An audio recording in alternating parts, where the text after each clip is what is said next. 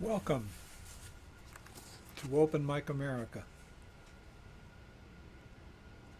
I'm Capo Dave, your show host tonight, and I'm joined by Alice Osborne, show engineer, and Rich Fassler is our interview host tonight.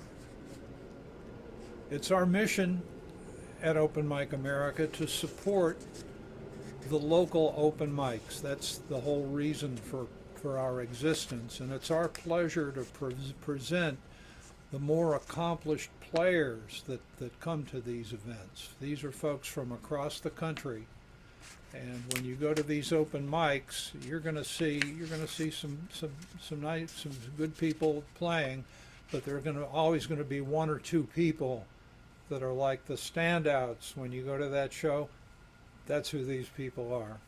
These people are like the big league players of open mics, and so it's just a pleasure to present them. So without further ado, I'm going to introduce our players one at a time, and if you don't mind, give a little wave when I say your name. First of all, John Gehring from Stowe, Ohio. Hey, John.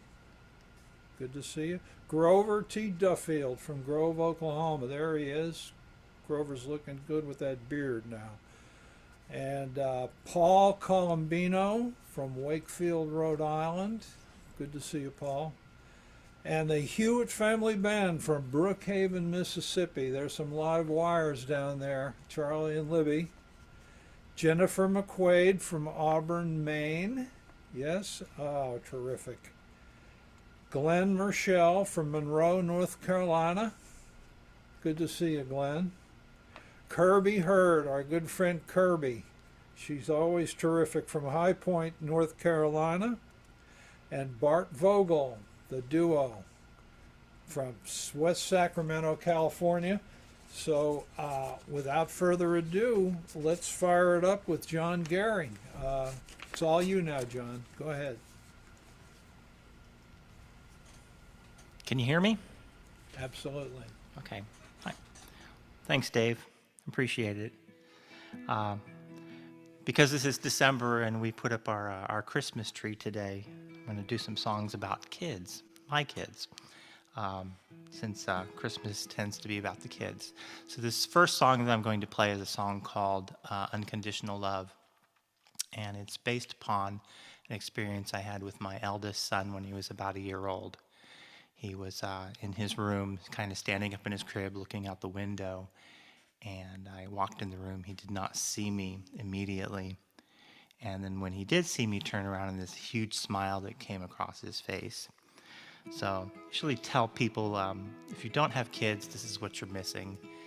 And I've played this song out, and my son's been in the audience, and even though I now kind of extend it to my other kids and my grandkids, he says, nope, it's his song. So anyway, Unconditional Love.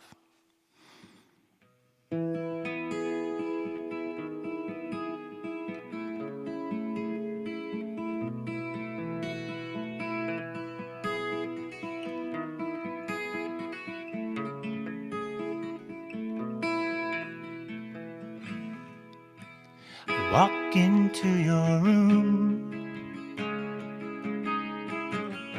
and greet the smile upon your face.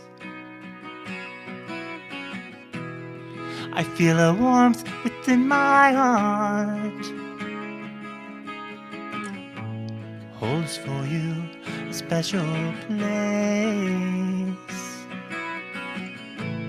And you know I live my life for you, for all the joys you've given me.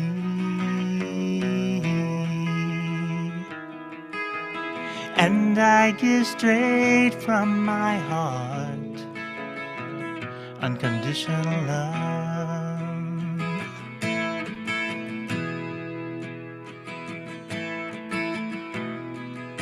Your eyes so full of life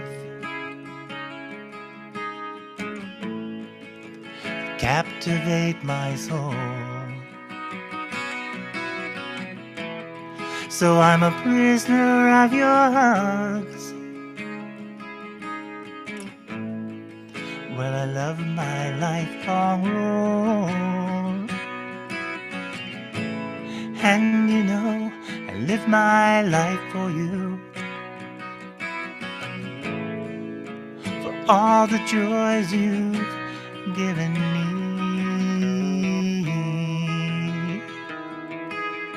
And I give straight from my heart unconditional love.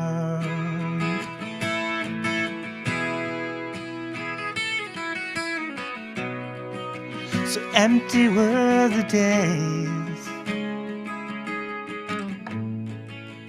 days before I knew. And never did I think I'd feel the way I do.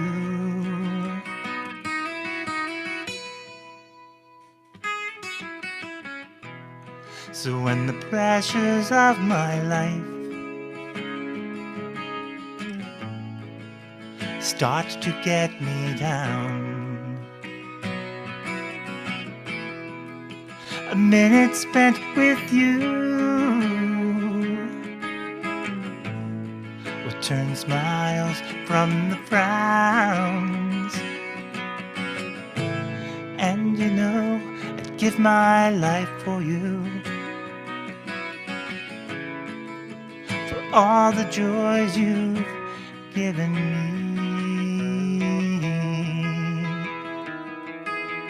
And I give straight from my heart unconditional love. Yes, I give straight from my heart unconditional love. And to you I give straight from my heart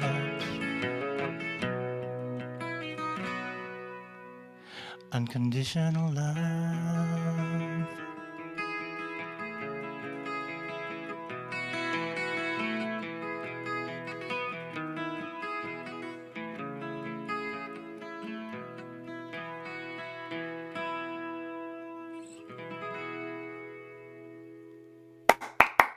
Wow. Beautiful song. Wonderful. Beautiful song. Thank you. Oh my goodness. Great. Beautiful. All right. So the second one is one that was written to my kids as they approached their teenage years, and it's called "If You Ever Need Someone." And it starts out with the line "Slow down," and enjoy what you have now. So anyway, it's called "If You Ever Need Someone."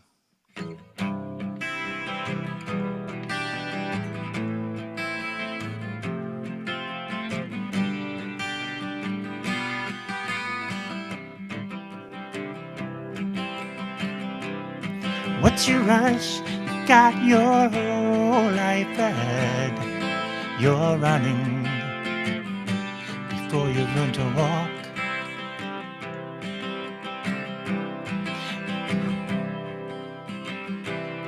Sorry. Started. What's your rush? You got your whole life ahead. You're running before you've learned to walk. Slow down and enjoy. And remember, I'll be here when you want to talk. And if you ever need someone just to talk to, just to be with, I'll be there.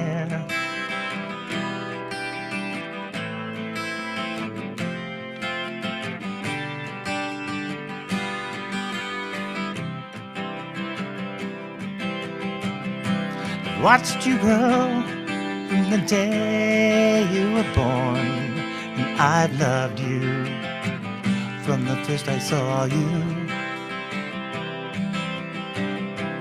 When you fall, I'll be there to help you up. Do not fear, or let those fears destroy you. And if you ever need someone just to talk to, just to be with, I'll be there.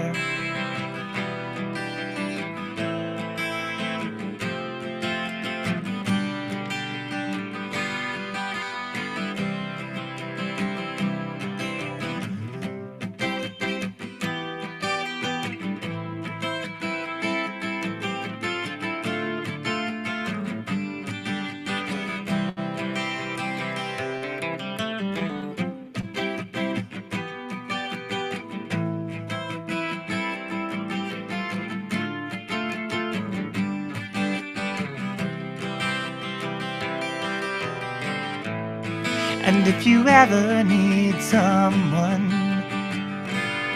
just to talk to, just to be with, I'll be there.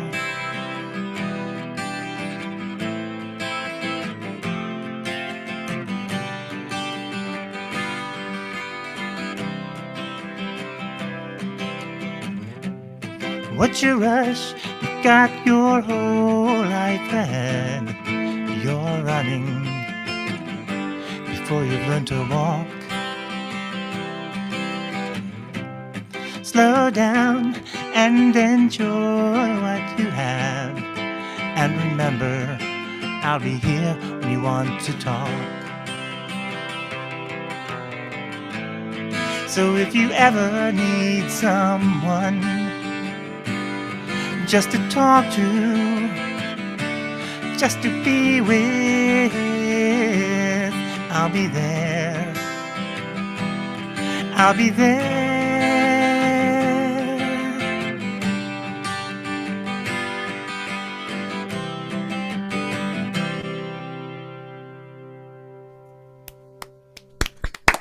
Wow. That's a Wonderful. nice song. That's a nice song. Thank you. Oh, hey, John. It is great hearing and seeing you again. I really enjoyed the first one, Unconditional Love. What a wonderful song. And I, read as I was doing my homework here that you've been compared to James Taylor and Cat Stevens, and I can really hear that. I mean, it's kind of like kind of a combination. Yes. Really nice sound. So the other thing that I found out was that you and correct me if I'm wrong, but you tend to use the early mornings. That's your time when you get in your home studio and you kind of work on songs and come up with new ideas. Is that your time of day? Is that when music happens for you? For the composition and that, yeah, typically I'm an early riser, like typically 4:30 most days. And so between 4:30 and 7, 8, 9, yes, that's my most productive time. Wow. And so your little home studio there, is that away from everybody else who's sleeping? It is. I actually have a room that's built in this house that has a room within the room, so it's kind of soundproofed from the rest of the house, and it works perfectly for that. Oh, that's great. Yeah, I when I play my guitar, I have to go as far away from my wife as I can, and then she still complains she can hear me. So it's nice to have that. No, I can be pretty loud down. That's where I am right now. Is I can be pretty loud down here, and she won't hear me anywhere in the house. That's perfect. Mm-hmm. So you produced your first. You've been playing guitar for a while, right? Yes. And you produced your first. Am I right? Your first album in 2018. In 2018, I released it in 2019. Yes. Right. So, I'm wondering. You're playing for a long time, and then you decide to put out an album. So was there something that kind of clicked that said, "Hey, it's time for me to put some songs together here and get this thing out"? Yeah, I'll give you a story about that. So I started college way back in the 70s, and I started with a music therapy degree, but kind of switched off of that. I was thinking, I'm not sure I'm going to make a living doing that, and I ended up, getting different degrees and went into degrees that made me some money. And so when my mother passed away about 10 years ago, I took the proceeds from the sale of her house after I split it with all my brothers and sisters, and I took those funds and I built this recording studio with that. So I have been playing all those years. It's just been kind of, you don't hear anything outside of the basement, but I decided, I really want to do this. So I put this bought all the equipment to be able to really record and get what I hear in my head down onto what I'm recording. And then from that point, after I put out that first release in 2019, decided, okay, where can I go play it? Which is when I started playing open mics. Okay. I mean, so I played in bands in high school and I played in bands in college, but between college and just really about 5 years ago, it's me in the basement with my guitar. Yeah. Great. Yeah. I mean, a lot of us kind of share that kind of story. And the good news is, I mean, the technology changed. And so when you put together this little, room where you could record and you bought the equipment, that equipment probably is still okay. Maybe it records the different media now. But I know in the old days, if we wanted to do that, it'd be, the Sony reel-to-reel, sound on sound. Which is where I started, reel-to-reel to Yes. the Fostex 4-track. Yes. Mm-hmm. Yep. Yeah. Been there. So now it's all digitals, right? Oh, yeah. And it sounds a whole lot better. A lot less hiss, at least. Right. Yeah. So I noticed that, is it tomorrow night or, sometime in the future, you're going to be doing a whole set. You're going to be playing a gig somewhere. Or are you doing a whole set of Beatles songs? I throughout the last year, I've done a weekly set on Stage It, which is a virtual platform also. And so I'm getting back onto Stage It because things are beginning to, although, the venues around here are not shutting down. So I'm actually playing, I'm doing a virtual show tomorrow where I'm doing about 45 minutes of Beatles tunes. Been working on a lot of different things for that. But I'm also playing open mics Tuesday and Wednesday this week, and I run an open mic on Thursday. Right, yeah, I've seen that as well.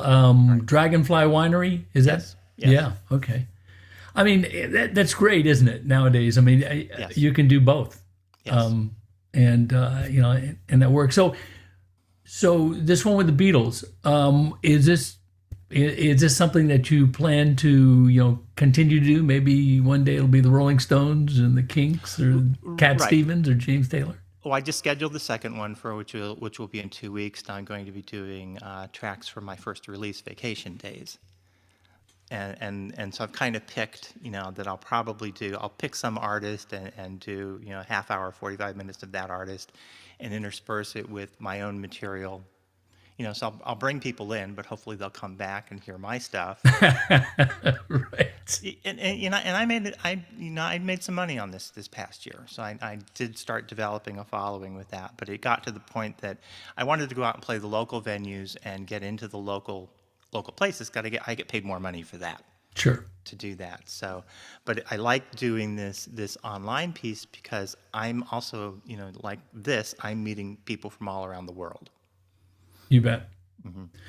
Yeah, no, that's great, and it looks like you've got a lot of you're starting to line up a lot of gigs in 2023. I saw on your site. Well, hey, it was great hearing you tonight. A couple of great songs, and look forward to having you come back soon. All right, thank you. All right, take care. Back to you, Dave. Thank you, Rich. Next up is Grover Duffield from Grove, Oklahoma. What do you got for us tonight, Grover?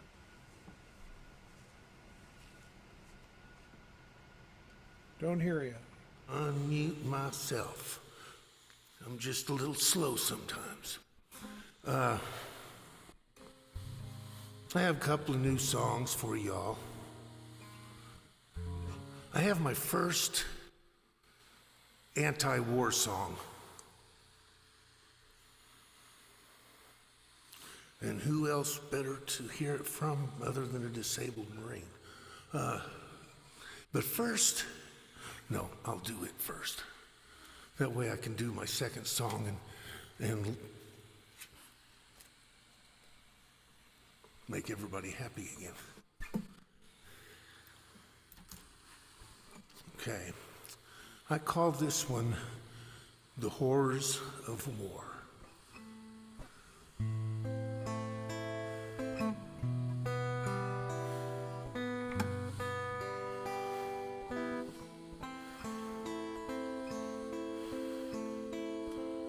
horrors of war can lay at your feet. The horrors of war are never discreet, so you pray they do not repeat, only to see that go down beneath thee. The horrors of war, the lives you can't see, people living in poverty, so many mouths to feed, the eyes and the cries of the children in need. It's always wrong, the horrors of war. Seconds are long in the horrors of war. You can never escape the horrors of war. It becomes your fate, horrors of war. The horrors of war on every TV. Propaganda is all that you see, and it seems to forever repeat, while those in control grow fat in their seats. It's always wrong in the horrors of war. Seconds are long in the horrors of war. You can never escape the horrors of war. It becomes your fate, the horrors of war. Horrors of war can take your life, destroy your family, lose your wife. Still you fight every day to keep the horrors of war at bay. It's always wrong, the horrors of war. Seconds are long in the horrors of war. You can never escape the horrors of war. It becomes your fate, the horrors of war. The horrors of war.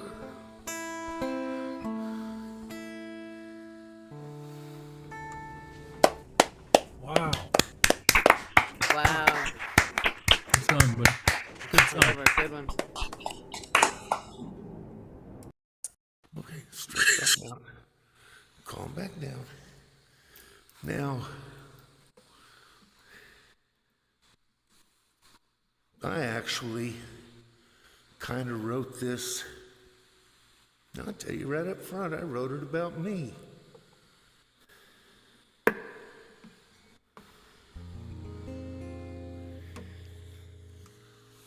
Sometimes situations don't leave you the option of long-term planning. I call this Why Can't We Dream?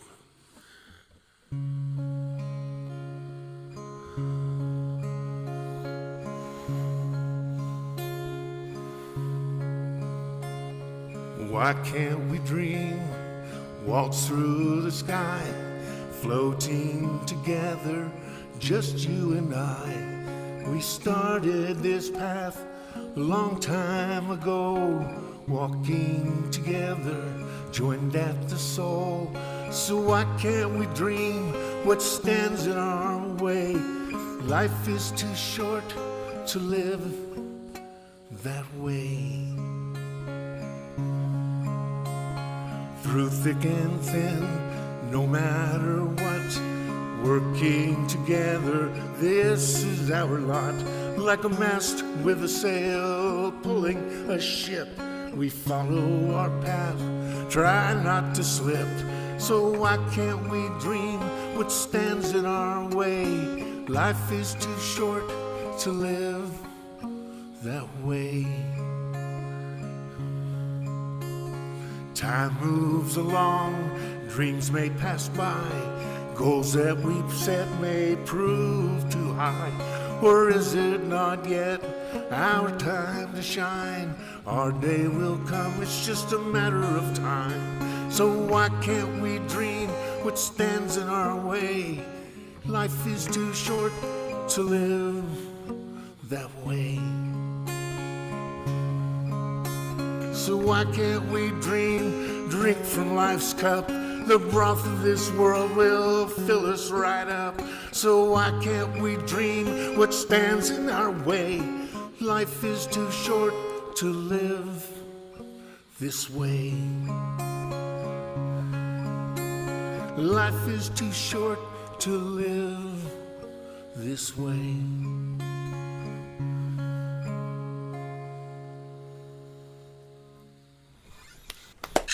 Wonderful. Nice.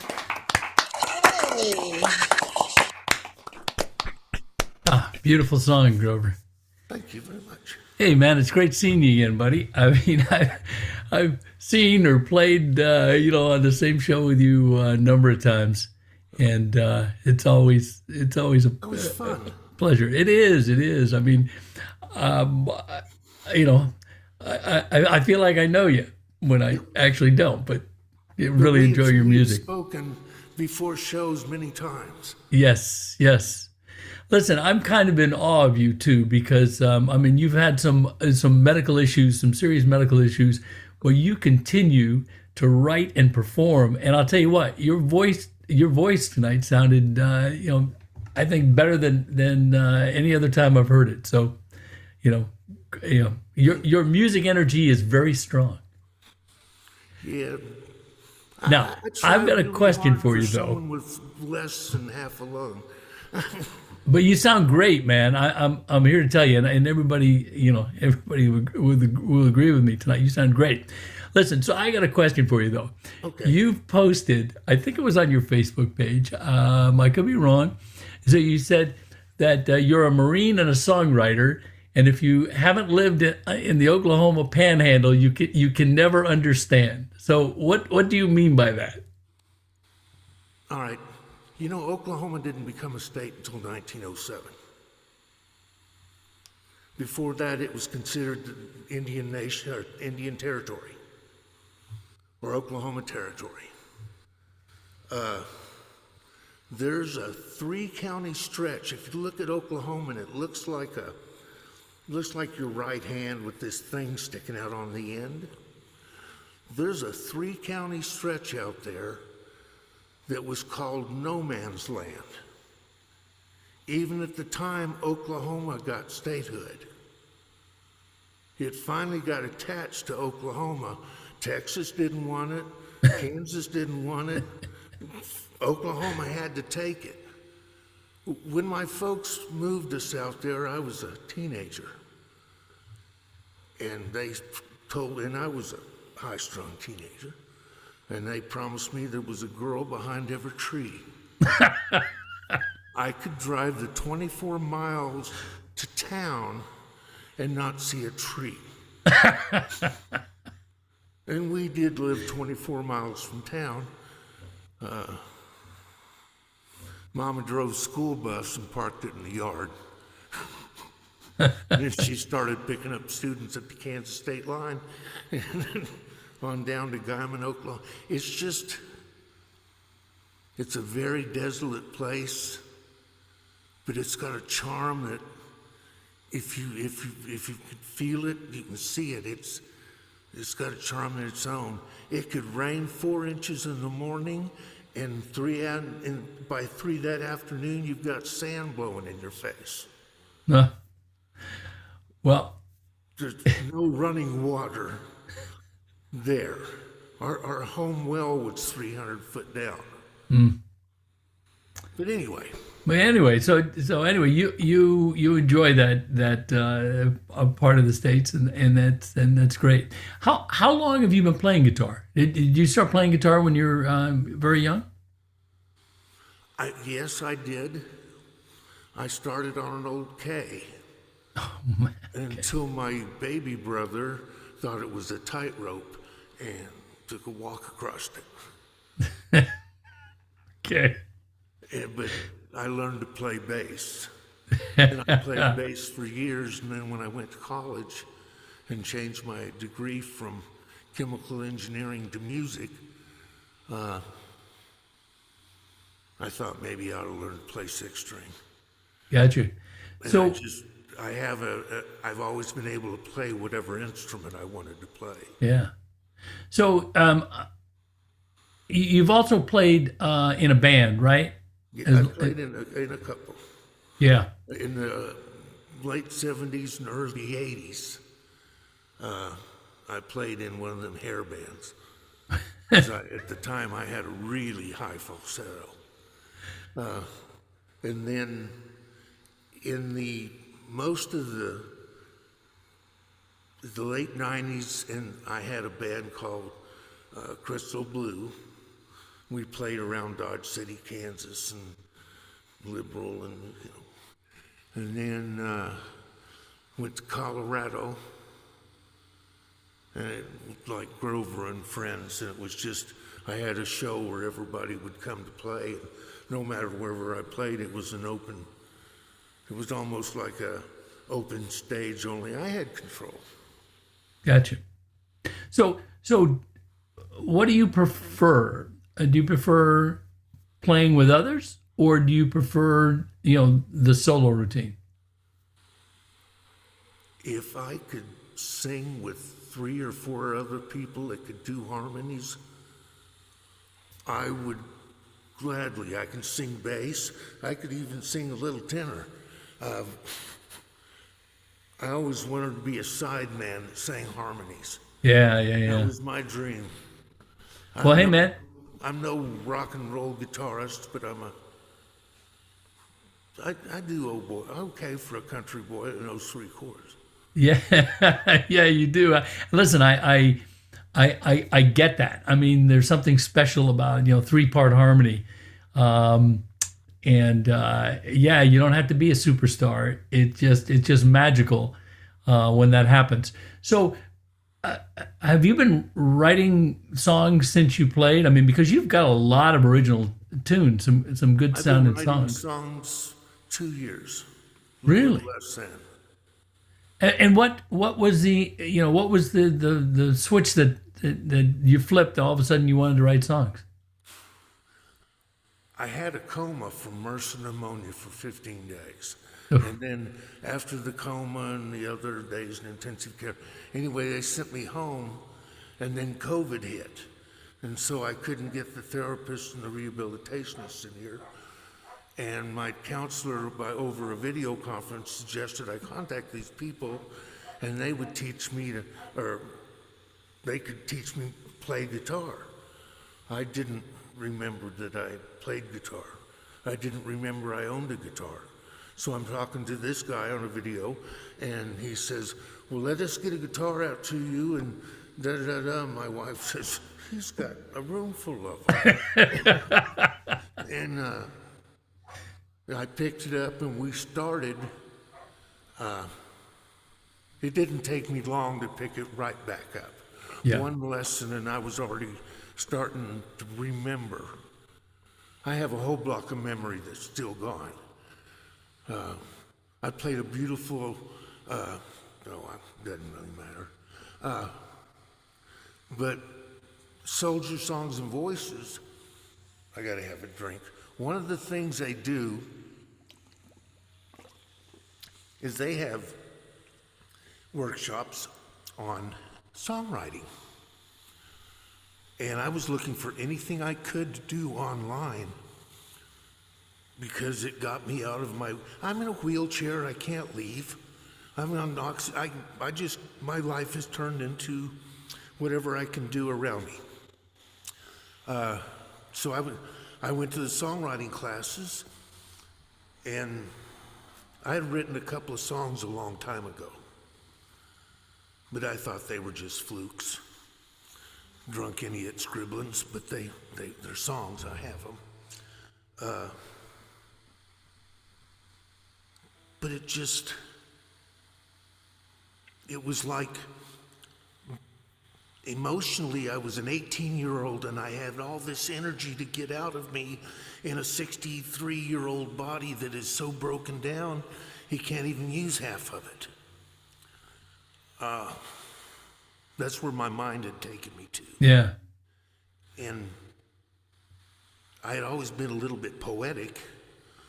Well, I've got starts, and I'm not talking about little starts, I'm talking about 2.5-page starts.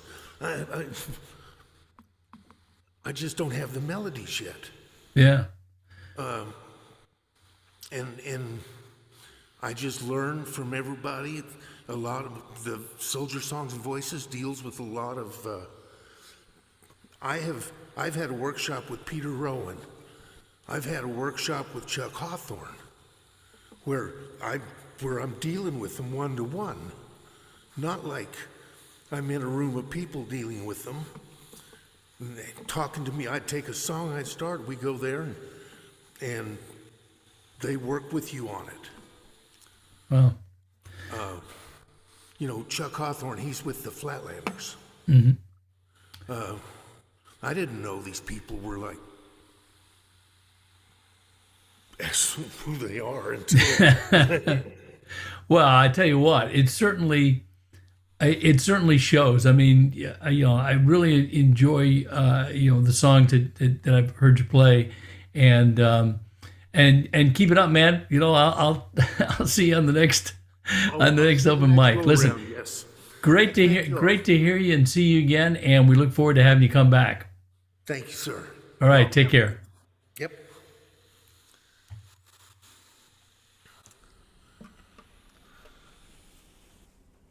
Next, we have Paul Colombino from Wakefield, Rhode Island. Paul, it's good to see you. Good to see you, Dave. Thanks for having me. Well, we talked a little earlier, and you mentioned the one local venue that you like. We always like to try to give a shout out. What was the name of that one that you? It's called Pump House Music Works. It's in Peacedale, Rhode Island, right near me, and they have an open mic the last Sunday of every month. Very good, and I'm going to put that on our website so that All right, people great. will be able to find that. And that's what we trying to help out local outfits. But really good to see you, and can't wait to hear you. Oh, okay, So- great. So have at it. Thanks.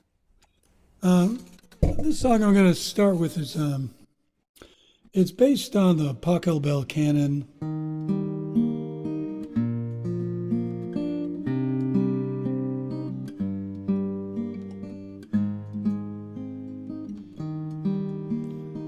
That gets played at a lot of weddings. And when I was a music teacher and teaching elementary school music, I used to use that piece of music as a kind of a foot in the door for kids listening to classical music. And, I thought it was going over really well. I thought the kids really liked it.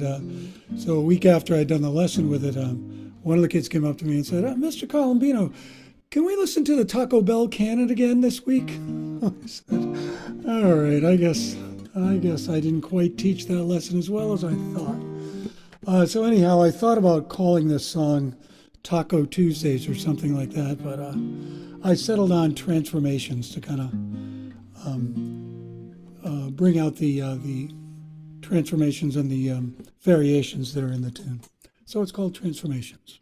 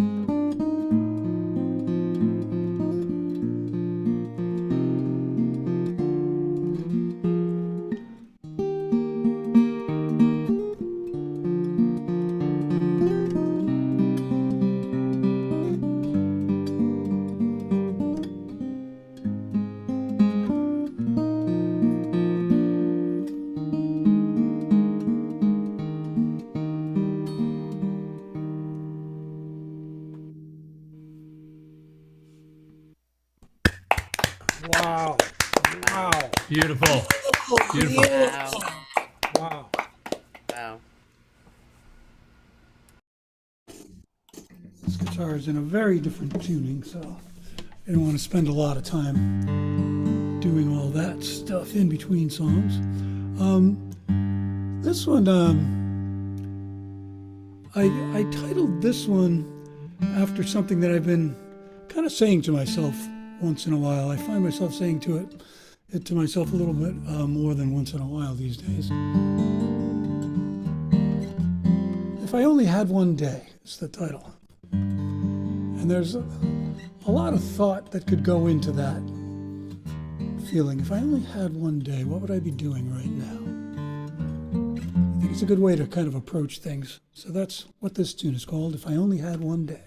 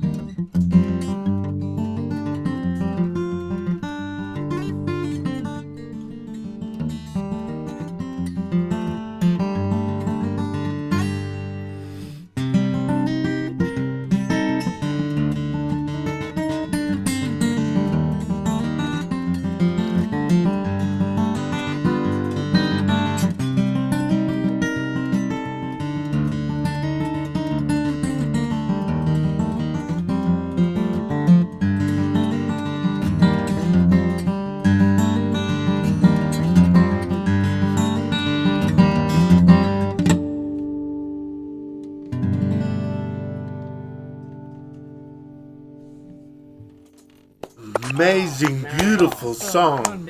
Wow. Wow. All right, Paul. So we've chatted before. I think maybe the last time you were on here, we discussed guitar tunings and Dadgad and Leo Kottke and things like that. Love your guitar work. Every time I listen to you, I'm amazed by it. So a little bit of bio for the audience. You've been playing guitar since you were very, very young, and around 20, and you're the master of guitar tunings, different guitar tunings. And in your early 20s, you discover Leo Kottke and the intricacies of fingerstyle guitar.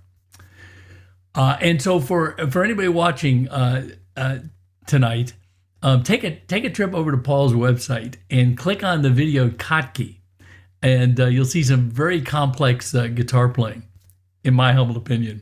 So a song like that, how long does it take you to create it, and start it and finish it?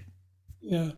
That varies. I've had songs that I write in one day, a couple of hours, and other songs that I'll work on for months. It just depends on the tune. There are some songs that just seem to kind of flow right out of me. Kottke was one of the quicker ones. I think I wrote that in a couple of days because I just started playing something and I said, "Oh, that sounds good. Well, we'll go with that." And then, those kind of things just kind of roll right along. At least in that tune, it did.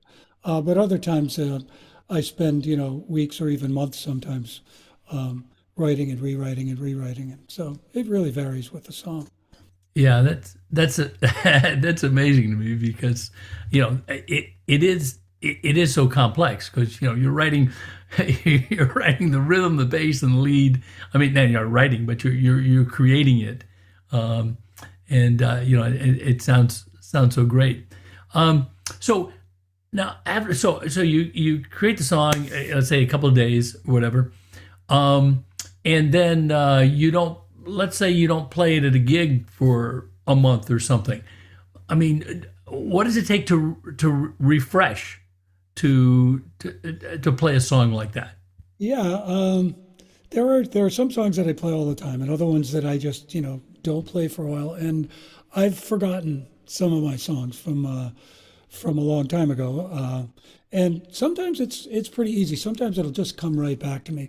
But other ones are like, I'll listen to it and I'll go, "Oh, geez, I don't really remember how I did that. I don't really remember where the fingerings went." And especially since I use so many different tunings, it's like, all right, but I'm in this tuning and that note is not there anymore. It's up here somewhere. So there are times when I get really confused about it, and it'll take me like a week or so to relearn a song sometimes. Yeah, that's interesting. I mean, I don't write songs at your level, but I'll write a song and I'll play it, and then a month or two later I'll say, "Oh yeah, maybe I'll bring that out."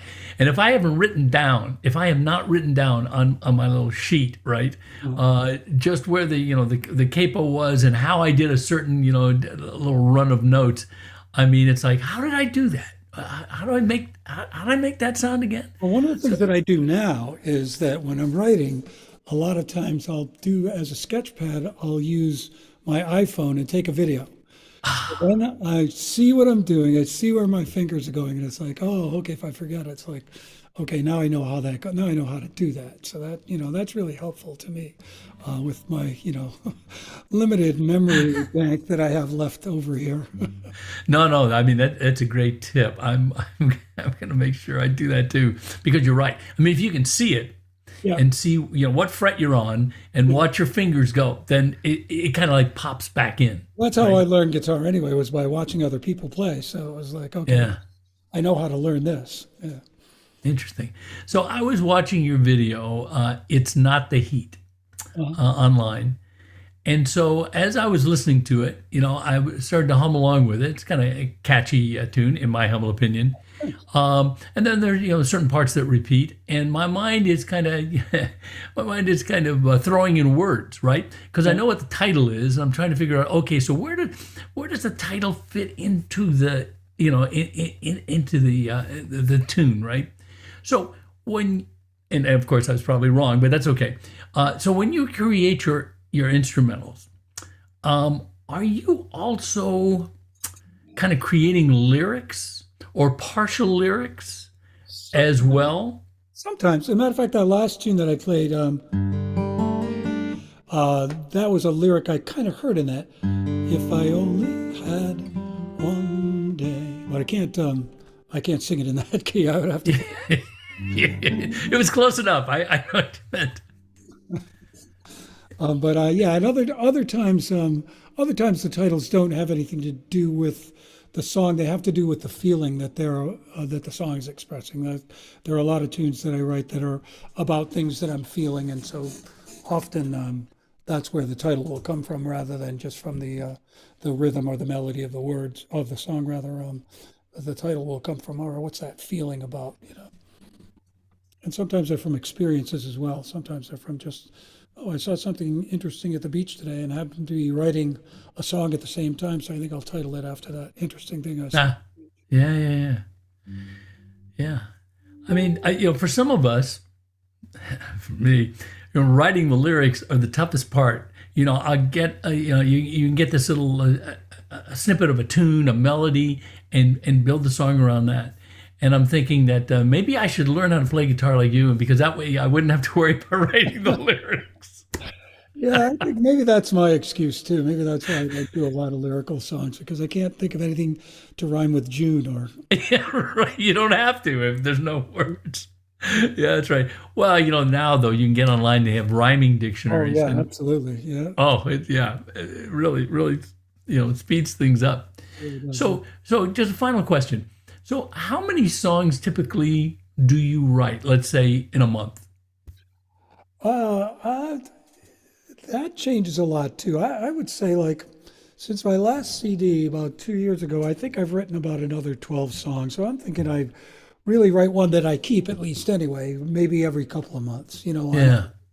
And there are some that I write that I say, yeah, I'm not gonna ever play that for anybody. Put that one aside. So that happens. Or there are a lot of tunes that get as far as, the first three chords, and then it's like, that's not going anywhere. There are a lot of things like that I write, but they never turn into anything. Got you. Well, hey, your songs are really great. Thanks a lot for joining us again tonight, and we look forward to you coming back. All right. Thanks a lot. Great to meet you. All right. You bet. Take care. Thanks.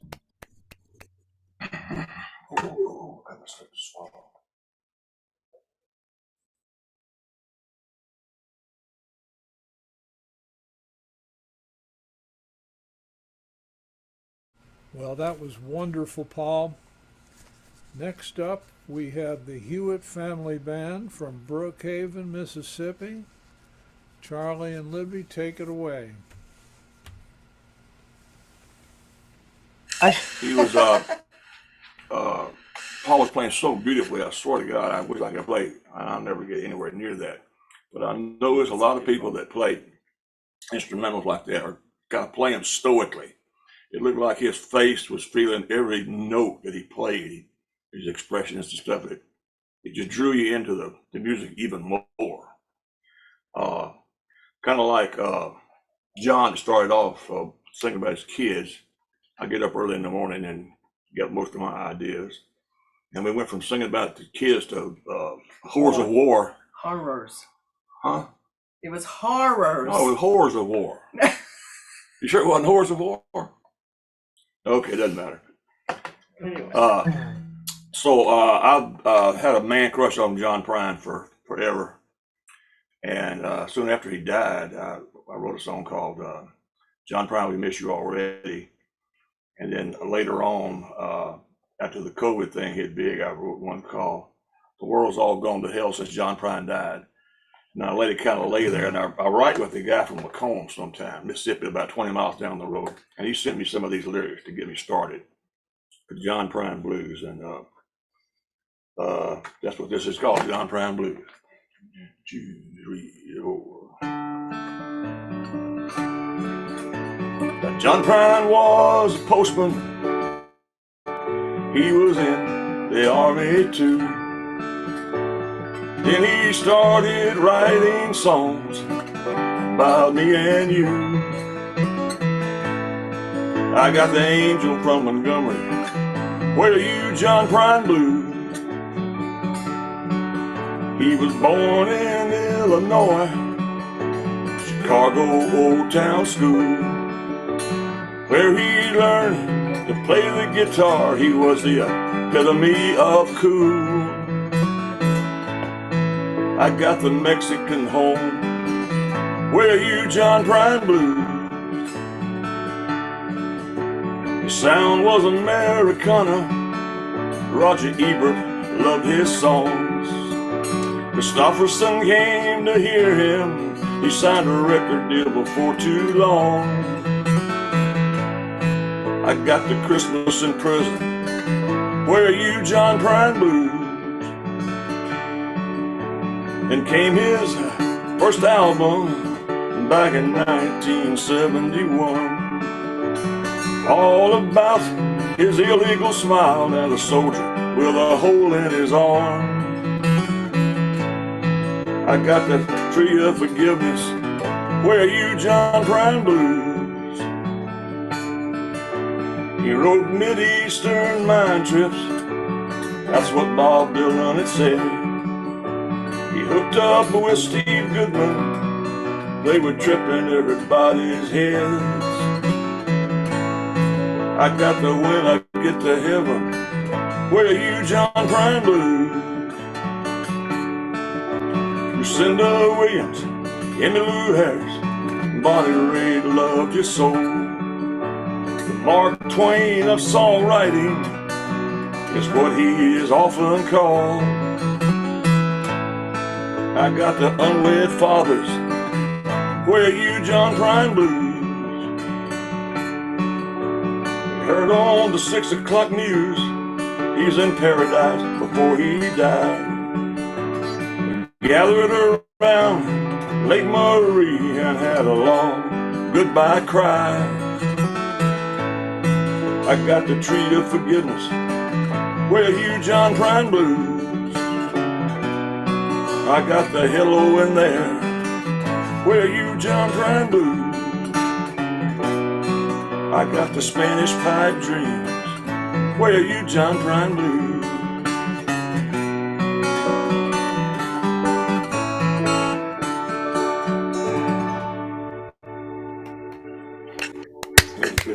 Great lyrics. I Totally. love those lyrics. Totally. Thank you very much. Libby's going to kind of tell you about this one. He wants me to introduce this one. Okay. Shannon, what we We do. participate every month in a program that is co-sponsored by our state teaching hospital and our state museum of art. And it's to help older people keep their minds alert, especially people who are, heading toward dementia. And we look at different pieces of art, sometimes sculpture, sometimes art. And that's what we do for 45 minutes is talk about it, ask questions. They tell us about it. They ask us questions and we give opinions or whatever. And then they give you a project based on the piece of art that we have just close looked at. So recently we had to do sculptures with air drying clay that came from some type of memory. And this is Charlie's sculpture. You can see it. And so it's a heart. And after he painted it, one of the other participants said, "Oh, Charlie's got another broken heart." And because they kind of know us. And I couldn't wait to get home. I wrote that line down. So this is what it's called. Charlie got another broken heart.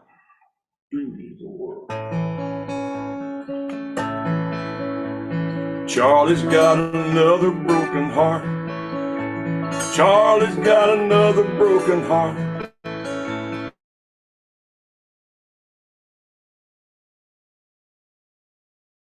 She threw it on the ground, another broken heart, Lord, Lord. Charlie's got another broken heart. He thought his heartaches were all done, and he had found his only one. But he was all wrong, it didn't take that long. Now Charlie's got another broken heart, Lord, Lord. Charlie's got another broken heart. Everything was going just right. They were having fun every night.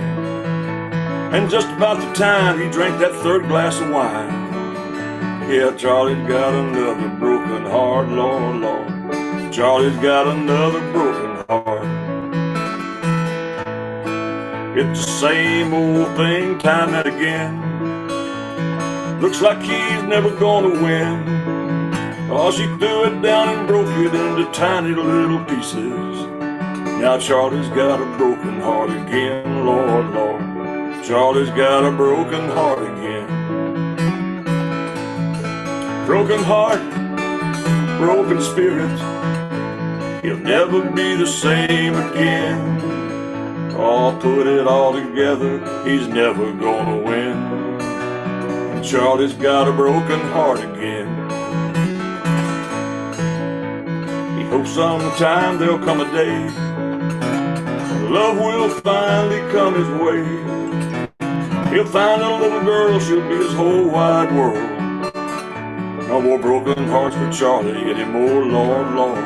No more broken hearts for Charlie anymore. Broken heart, broken spirit. He'll never be the same again. Oh, we put it all together, he's never gonna win. And Charlie's got a broken heart again. He hopes sometime there'll come a day when love will finally come his way. He'll find a little girl, she'll be his whole wide world. No more broken hearts for Charlie anymore, Lord, Lord. No more broken hearts for Charlie anymore. He'll find a little girl, she'll be his whole wide world. No more broken hearts for Charlie anymore, Lord, Lord. No broken hearts for Charlie anymore.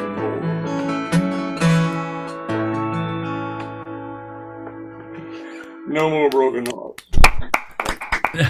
Outstanding. That's great tunes. Well, hello, Libby. Hello, Libby and Charlie. It's great seeing you two again. Charlie, I tell you. What's that? Put this on Facebook, and some woman's already offered to pay $50 for the sculpture. So I don't know. Wow. Hey, so listen, Charlie, I gotta tell you, you have a perfect country music voice. You know, I mean, Yeah. it just. I'm sure I'm not the first one to tell you that, but It's that great note range I've got. Yeah, no, Thank just. God. Waylon, you know, so I got songs to sing. Yeah. No, it sounds great. So, how long have you been playing together? I mean, did you meet through music, or was it you got together and then Libby, you decided, hey, you need some accompaniment? Well, we met through a creative group that That's right. you could do music, story, anything that you created yourself.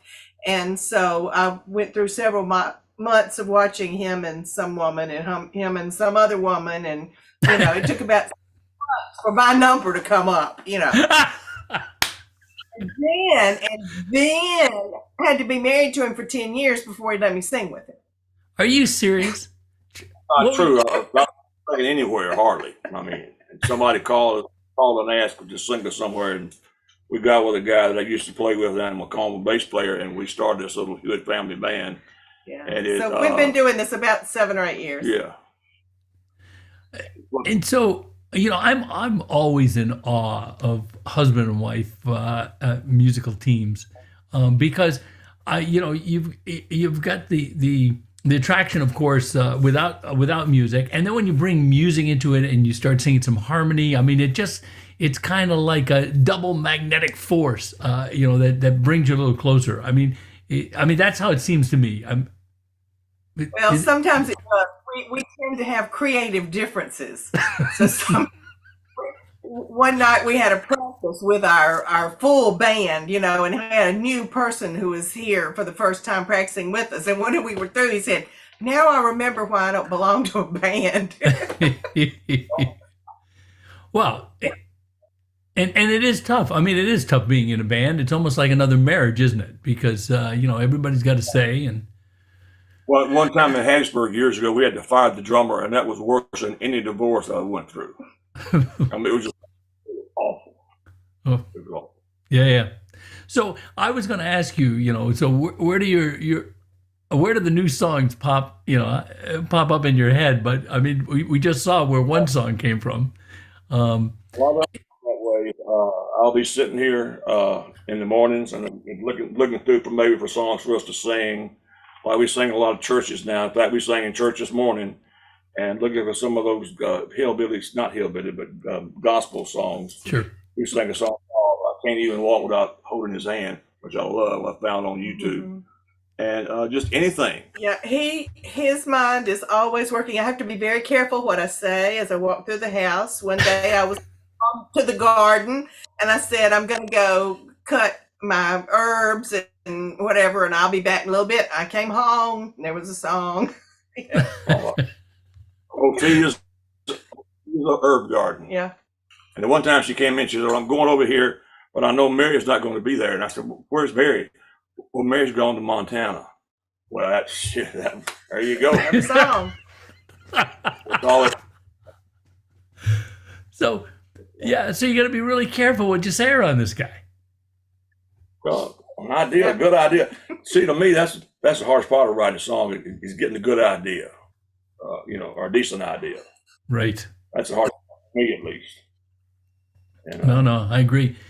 So Libby, give us some information about that high-tech auto harp that you're playing.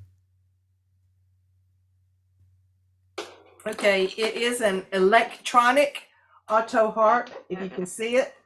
Is that good? Can Yeah, because I can't see what blocks my thing. Yeah, very it cool. Has the buttons for all the chords, and has a little strum plate instead of strings.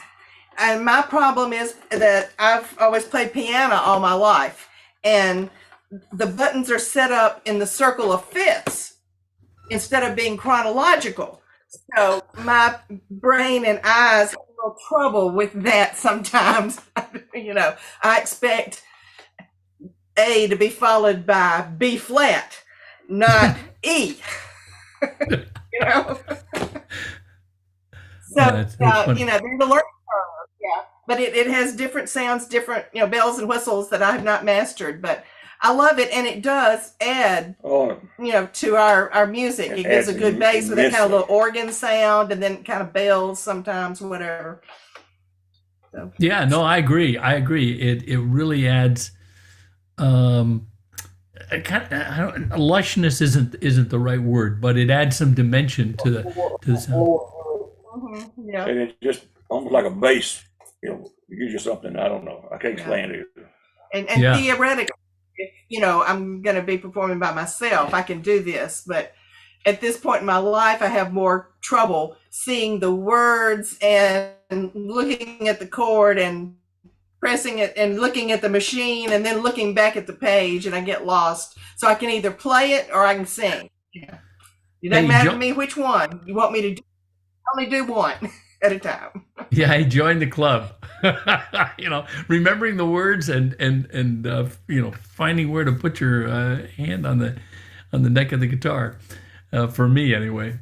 So hey, by one eye, and she doesn't see very well out of the other one, so that's part of the problem too.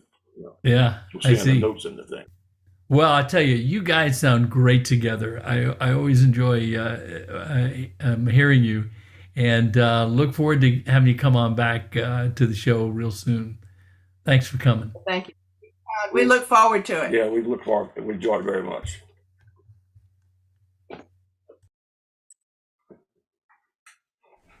Thank you so much. Wow. Okay, there we go. Thank you so much. That was great, Hewitt. It's terrific show. Next up, we have Jennifer McQuaid from Auburn, Maine. What do you got for us, Jennifer? Oh, well, thanks for having me, first off. Just amazing talent tonight. I mean, everybody just sounds fantastic. So, anyways, I'm going to do another relationship song. This one's relatively simple and self-explanatory, but it's called Cover of the Night.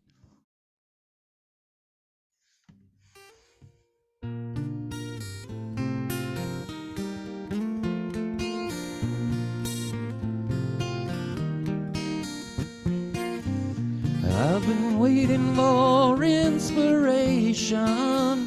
I've been trying to use my imagination.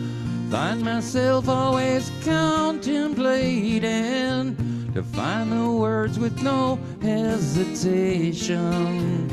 Even under the cover of the night, your words cut through me like a knife.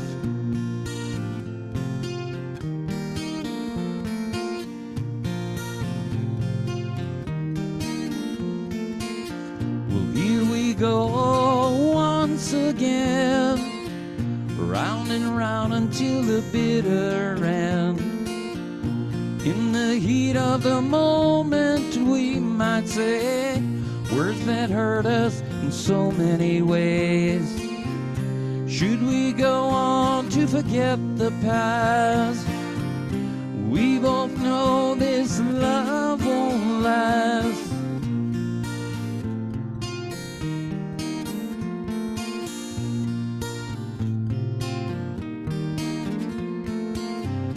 I still think about you every day, and how we both threw our love away. It's over now, there's nothing more to say. I'm left with memories of yesterday. Even under the cover of the night, your words cut through me like a knife. Like a knife.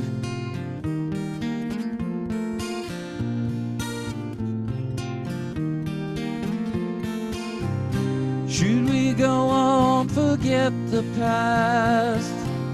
We both know this love won't last. In the cover of the night, whoa. Cover of the night.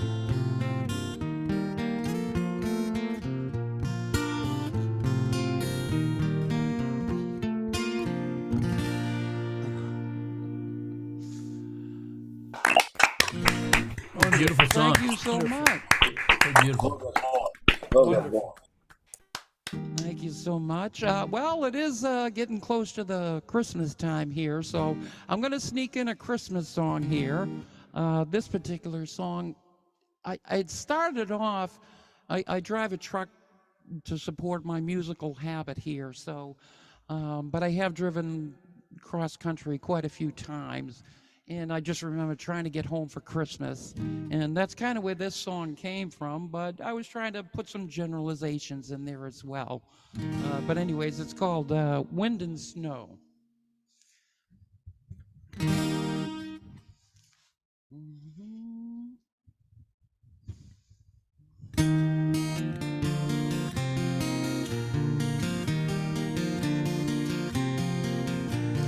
We'll make it home for Christmas this year. The days are counting down and the time is near. You wanna be with family or the friends you know. It won't be long before you see the first snow. Hope there's someone waiting for you, someone special who loves the things you do.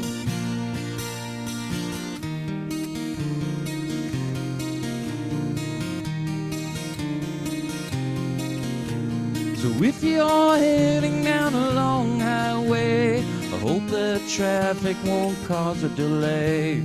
Miles to go before you stop for the night. I hope you'll be safe and everything's alright. 1 mile closer than you were before. The holiday lights in every store.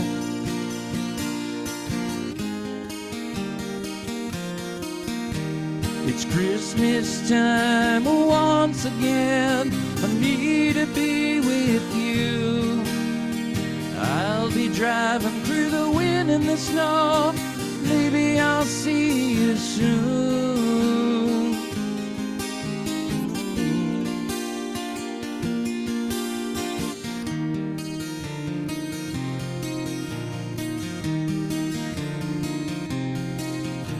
Well, keep your eyes on the road and your hands upon the wheel. I know you're thinking of a Christmas meal, the holiday trimmings with love and good cheer from the ones you love that you hold so dear. I hope there's someone waiting for you, someone special who loves the things you do.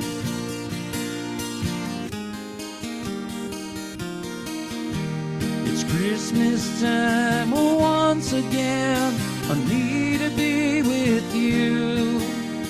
I'll be driving through the wind and the snow. Maybe I'll see you soon.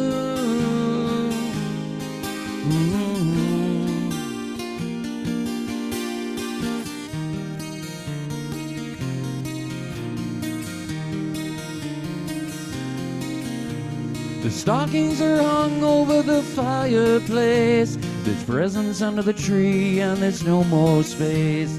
The only thing missing is your smiling face, the warmth of your heart that no one can replace. It's Christmas time once again. I need to be with you. I'll be driving through the wind and the snow. Maybe I'll see you soon. Oh.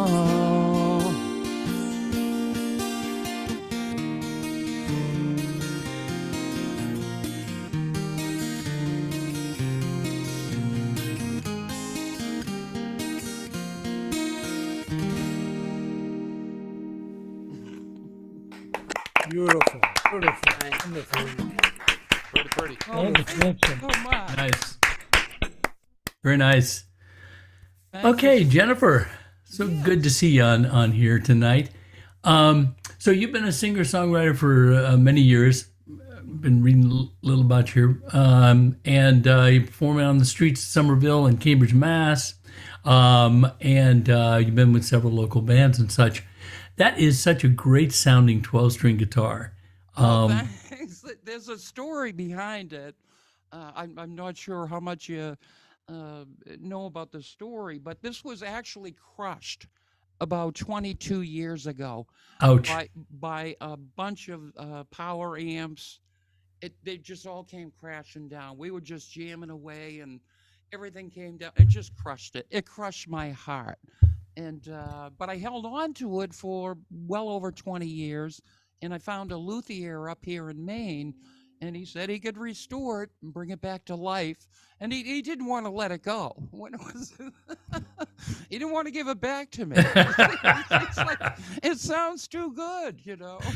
No, it sounds great. Thank Sounds great. And what brand is that? This is the Martin B1228. Yeah. Yeah. Oh, it sounds great. So is that pretty much the instrument of your choice?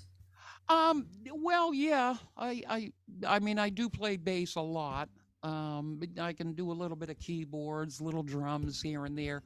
Usually when I'm creating, I'm just looking for that full sound. So I'll dabble in it all. I won't say I'm a keyboard player. I won't say I'm a bass player, but you know, I just kind of put it all together and, you know, and try and make something full.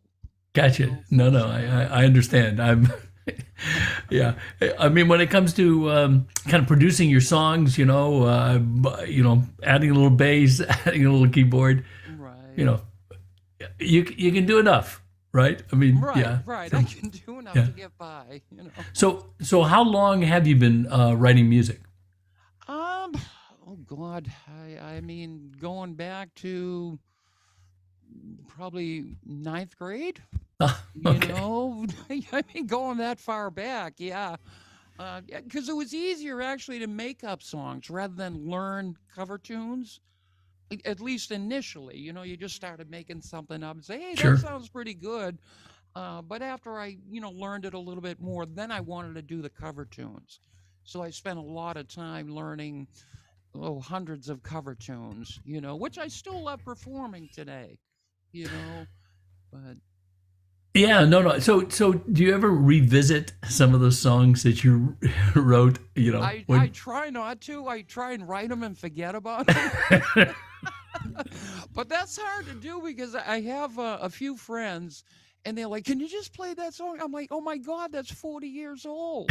Yeah, but it's one of your better songs. And I'm like, Hey, 40 years old isn't that bad? I mean, some of the Beatles songs are 60 years old. yeah, So I know. Well, I mean, it's a huge compliment, and certainly I'm flattered. But it's just funny. I'm like, no, listen to the new songs. No, I don't want to. so when you write, do you find that your songs now start with a phrase or a word or something, and then you put some music to it, or is it a musical phrase that then you add lyrics to? I think it's searching for a sound first.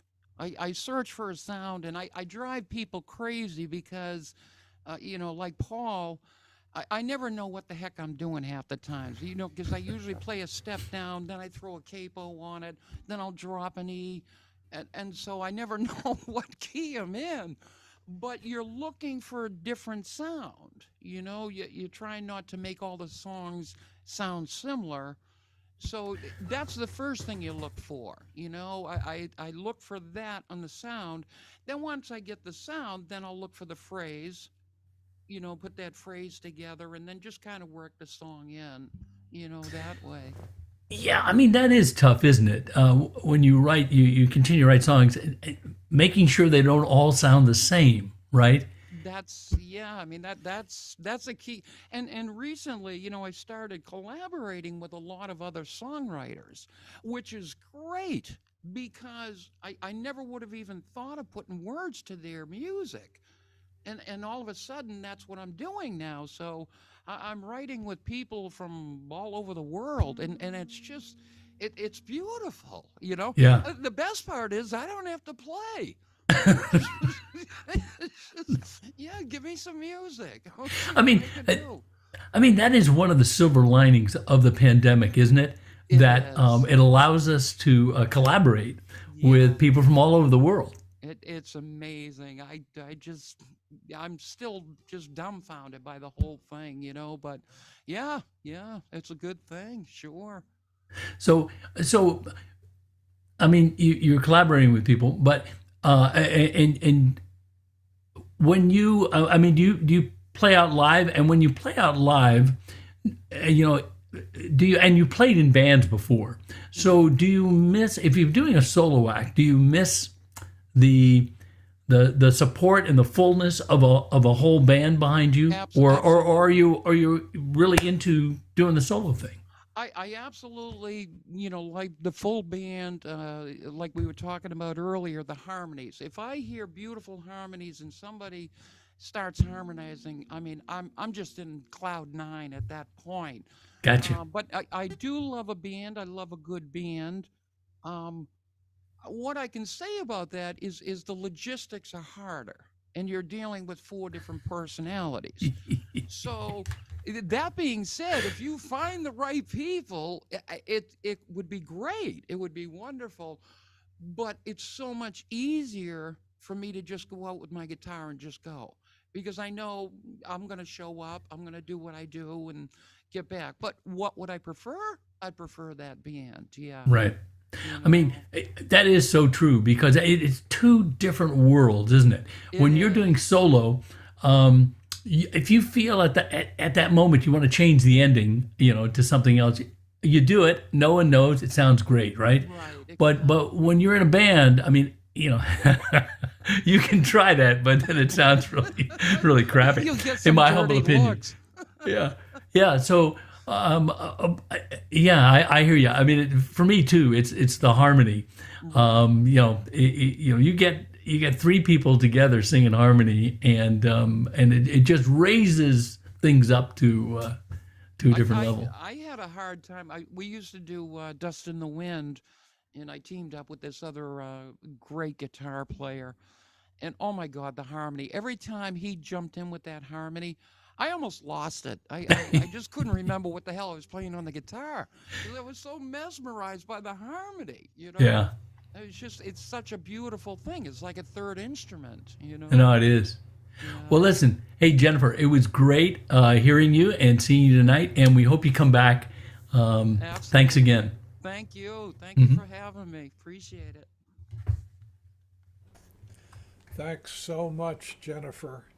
Oh, thank Thanks you, so Dave. much. Thank you. Okay. Next up is Glenn Mershell from Monroe, North Carolina. Hello, happy holidays, everyone. Good to see you. Good to see you. All right, this first one, keeping in a holiday spirit, and good to see a fellow 12-stringer, Jennifer. This one is Santa Claus who takes an alternative form of transportation. It's called Mr. 25.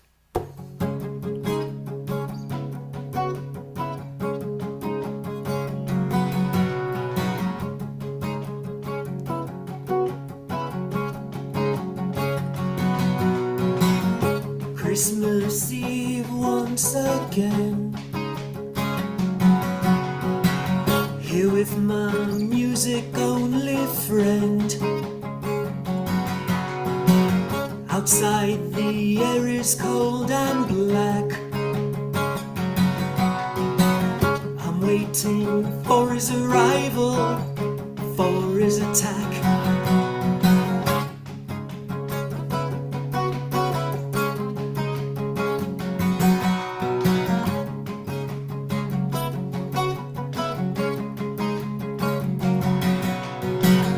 I wonder what toys he will bring. A scuba trip or some musical thing. A couple of girls would be nice, ooh la la. Or a Harley Davidson on ice. A couple of hours he'll be here. I think I'll open him a beer. The lights far away blinding me. Pulling up in his Lincoln limousine.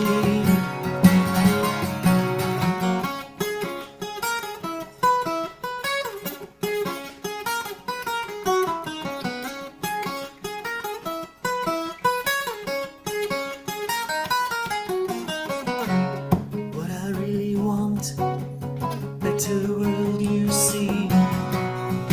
People free from want, happiness around me. The hungry fed, the homeless homed, cured and alive. Is this too much to ask from you, Mr. 25? A couple of hours he'll be here. I think I'll have myself a beer. The lights far away shine on me. Pulling up in his Lincoln limousine. A couple of hours he'll be here.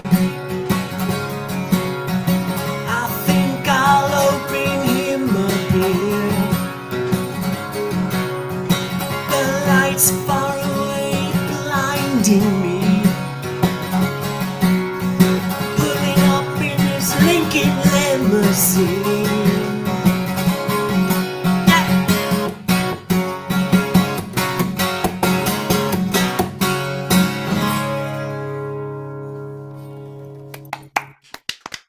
Rockin'. You are rocking, man. Cardio. little Christmas tune. So this next one I wrote with a friend of mine, Jim Wright, in Chicago. This is called "See the Light."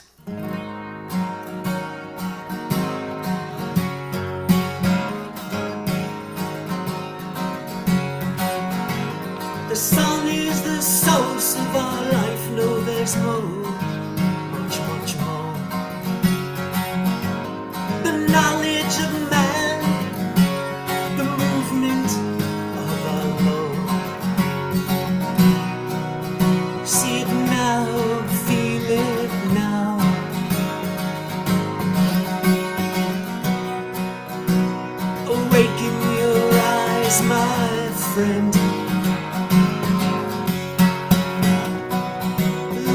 is the way, it is the light. It never ends.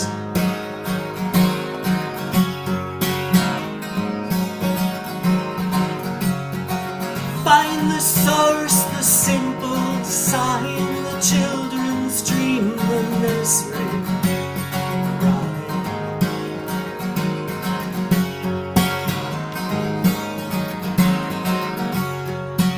Live your life the way is right, the sight unseen commits the crime. The crime. Sacred hearted is your cry.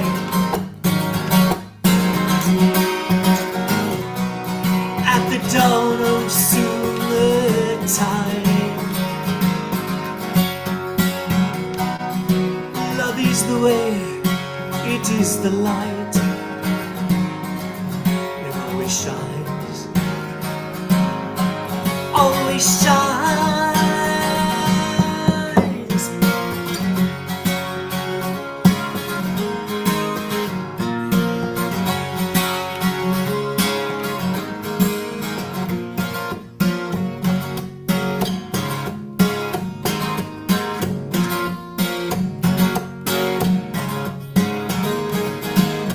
Know the wisdom, know the way, feel the warmth, enter the day. Night is so cold, it's over now. Sun, it fills your room, it's warm and loud, it's warm and loud.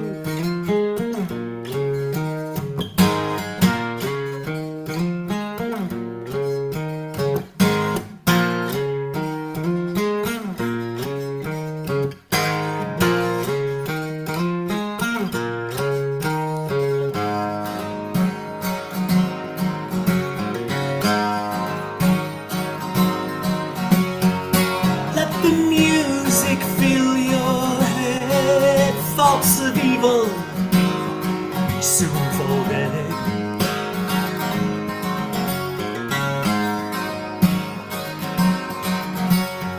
See her there in your arms. Approach the moment. Think she said that she said. Never fear, we're on your side. Think of us, the message said. Love is the way, it is the light. Never ends. It never ends.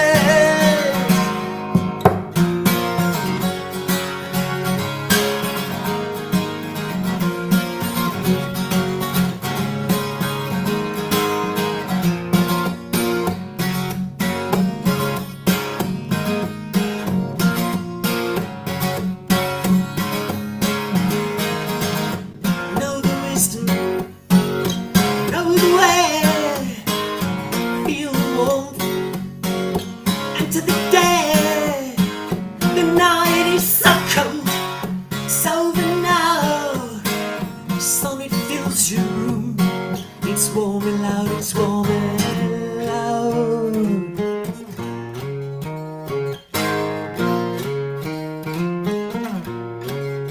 It's warm and loud.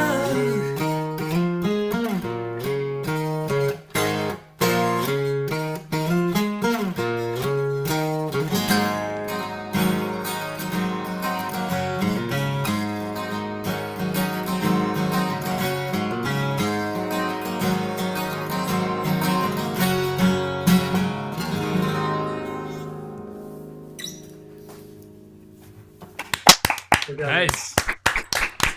Wow. Rocking. Wow is the right word. Yeah.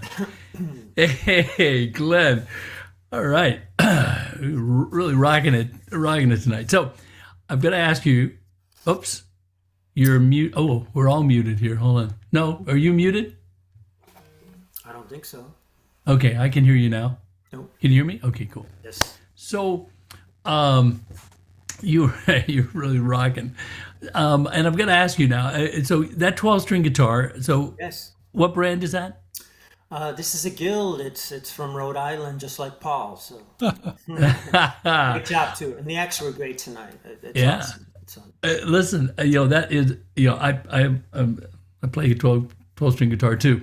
But you were rocking on that 12-string, and that's why I asked, what kind it was. And I also noticed, man, you have a great stretch on that fourth finger. That little pinky. And those of us who play 12-string guitars, you've got to get that pressure on a 12-string more than a 6-string to make that note ring out, right? You do. Yes. And you're able to do that.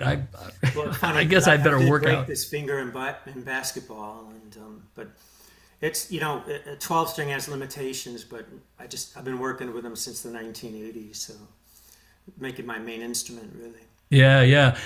No, it's just like anything else, I guess. If that's what you play, then then you're okay on it. I'll be on my 6-string for a while and then go to 12-string and find that, oh man, I really have to push these, really have to put a lot of pressure on the strings. Yeah. But at gigs recently, the last couple of years, I've been playing more 6-string at the gigs just because it's killing me. Yeah, I hear you. I'm glad to hear that. I thought you were some kind of a Superman, but so yeah. And your songs to me sound kind of 60s, 70s British kind of music. Mm-hmm. Yeah, I mean, I don't know if you hear that. I want to say kind of Who-ish, but no, there's another band, I can't think of their name. I mean, it's really a great sound, and on the 12-string, it really gives a great sound. Pink A Floyd. lot of influences from those time periods for sure. 60s, Yeah. 70s, and 80s. Yeah. So you've been playing how long? You said you've been playing since the 80s or before, probably, right? Oh, guitar like since 7th grade. But, Wow. 12 strings since the 80s, really. Yeah. And so how long have you been writing music? Probably the late 80s, something like that. When the new wave thing was kind of happening, we all kind of put 4-chord songs together and pretend we're keyboard players or something, And so during that time, were you part of a band or were you still doing Yes, console? we had various bands. I was in hard rock bands, progressive rock bands, doing more like the British progressive, like Yes and Floyd, those types of bands, doing bands like that. And hard rock bands, we used to do like Rush and Scorpions and UFO and things like that. So when you were in those bands, I mean, were you playing, you weren't playing acoustic, right?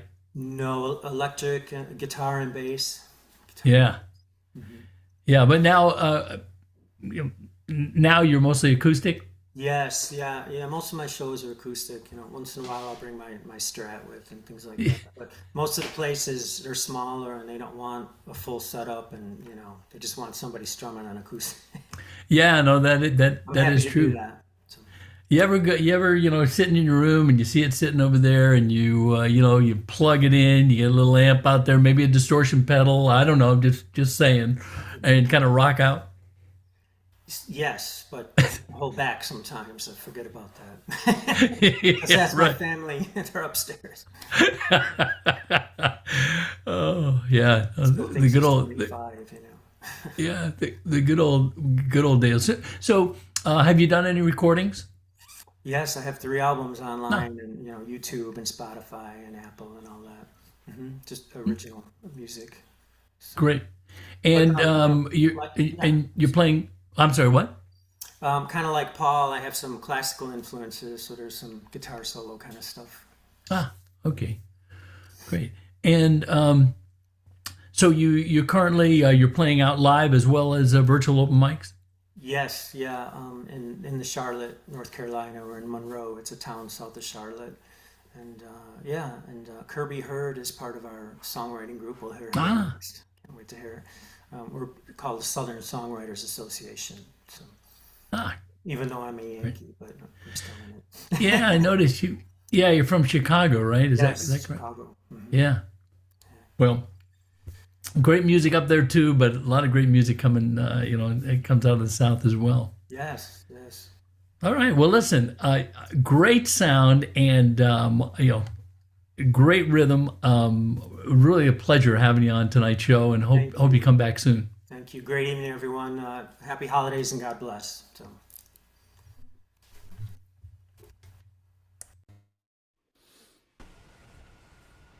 Thanks so much, Glenn. That was that was truly amazing.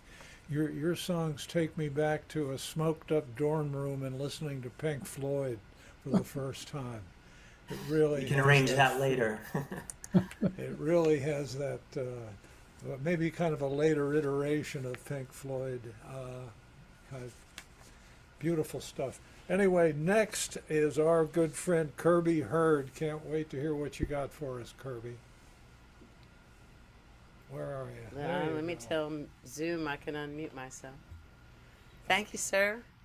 Hey, thanks, Glenn, for the promo. And I almost brought my 12-string up here tonight, but I played a solo gig for 2.5 hours yesterday, so my fingertips are a little sore.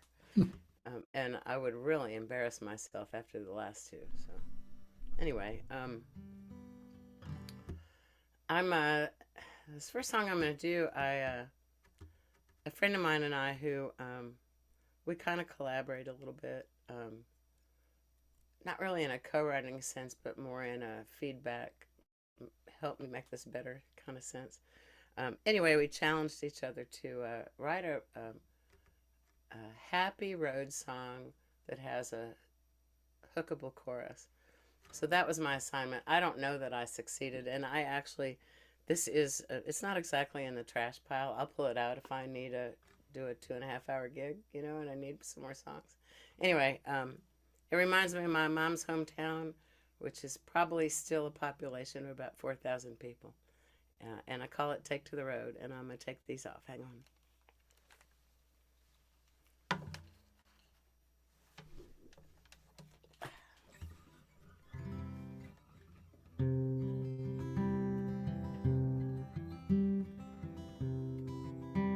As I wander, I often will find the ribbons of road in my mind, where the memories take over and I travel back, places where the sun always shines. We'll cross the big muddy's broad span, barges work through the locks and the dams. There's a stone house that sheltered folks on the run, on the underground railroad path. Take to the road, come on, let's go. The stories come alive. Memories made along the way, on the road or in my mind. Now one fun thing about a small town is the places the people are found. Kids lined up early for all-day matinees, or fishing at their favorite pond. Grexall with creaky wood floors, and the pharmacy near the back door. Ice cream, sodas served up front all day. Extra syrup won't cost anymore. They say you can go home again, and memories can be bought. Hang on tight to what remains, preserve your favorite spot.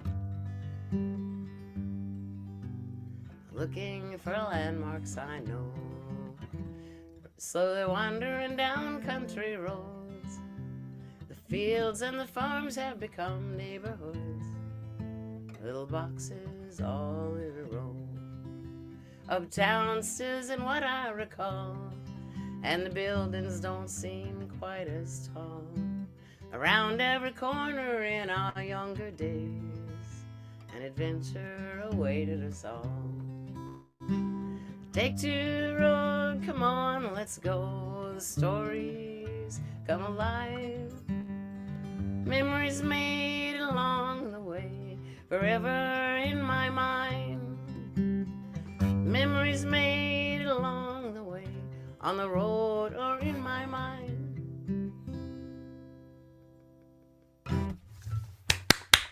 Very nice. Beautiful song. Beautiful. Thanks. Ah, come on. Sorry. All right. So this is new. Hasn't really been played out. And I think about the people in Ukraine probably every day. And this, when I started writing this song, it started out as a love song for my partner, ended up not being that. Anyway, I call it Looks Like Rain.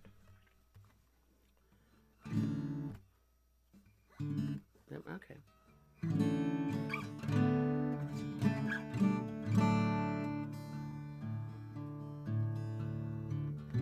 Day begins in the valley deep, muted colors, the sun still sleeps. Puffy clouds play hide and seek, today it looks like rain.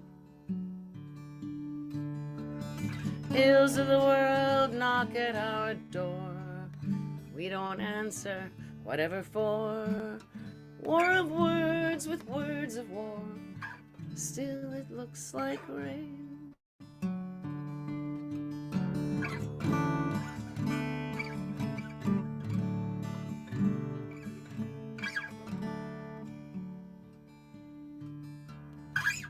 Blooms of gold that follow the sun, vivid as the blue sky above.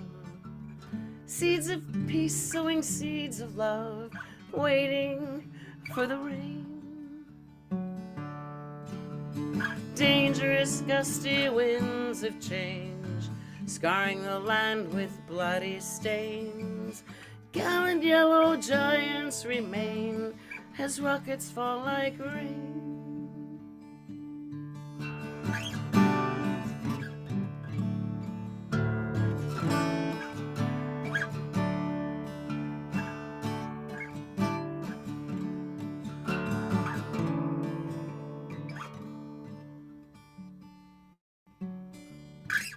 Who can say when the storm will end? Golden flowers will bloom again. Ancient tears from heaven descend, caressing us with rain. Through the torrents we're holding strong. Generations stand arm in arm, intent to see a peaceful dawn and dancing in the rain. Dancing, dancing, dancing, dancing in the rain.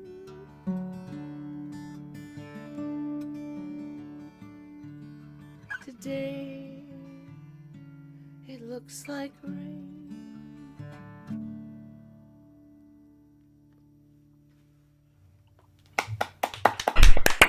Wonderful. Wonderful. Wonderful. Thanks. Yeah, that was great. Thank you. Hi, Kirby. Hi, Rich. So, I do a little stalking online. People try to find out a little about Cool. them. Cool. So you grew up. I'd read you're surrounded by music and listening to 60s folk classics and jazz, and you also sang with your church choir.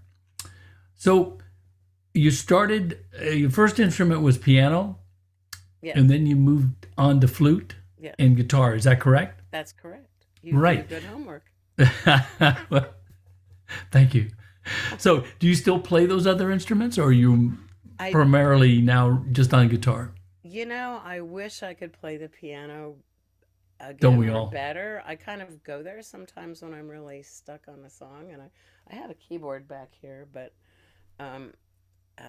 and I have a piano downstairs that's totally not in tune. So but I actually, when I started singing with a couple of guys around 2000, I didn't play the guitar again yet. It had been shoved in a closet for 20 or 30 years. And I played an alto flute, and I sang, and I played the egg shaker. And I went to a private song circle, and that I didn't go to as a song. I went. It was kind of like a roadhouse, and I first went there kind of as a roadhouse groupie, but I got pulled towards the music circle, but I didn't know any of the songs they were singing. It was all bluegrass, and I didn't grow up with country music or bluegrass or anything, but I kept hearing this harmony that wasn't happening, and so I'd go, hee, I'd hum along, and I thought, well, I can't be doing that all the time. So I started bringing my flute, and they were like, really, girl, and then I broke out, and I was like, well, I'd ask this other fellow that was singing there, well, do you know this song?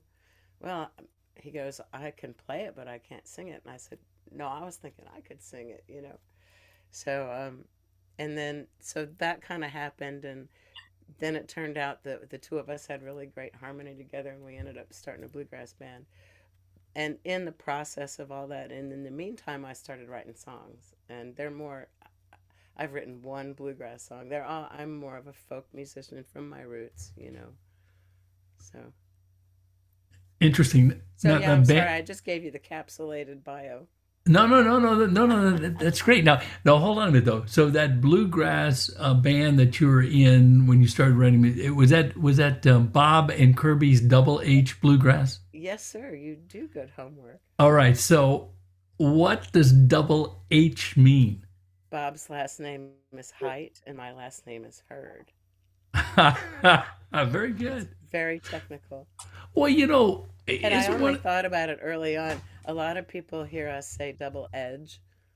Oh. You really have to enunciate, so but yeah. And we're now a duo now, thanks to COVID, changes in life, but yeah, we still perform. Great. So would you say you're a duo? So, you're a couple, right? And you perform married, but not to each other, yeah. Oh, really? Oh, I'm sorry. I read it the wrong way. That's right. When I do these interviews, I always have to be careful. There'll be a man and woman singing together. And if I can't find out on, on Facebook or something like that, I'm very careful. No, it's okay. We put on a really great show. And a lot of people think that we're married because we interact well on stage. And we just have a lot of fun singing together. And so we always, we're married, but not to each other. Yeah, no. I mean, but that's what it's all about, right? Having fun while you're making some really great music. Exactly. I mean, like Paul, man, I just loved watching him smile while he was playing those instrumentals.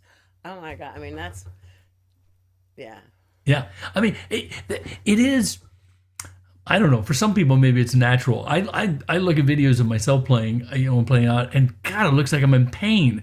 But other people, when they play, the big smile on their face, and I mean, I'm not in pain, but it really makes a big difference.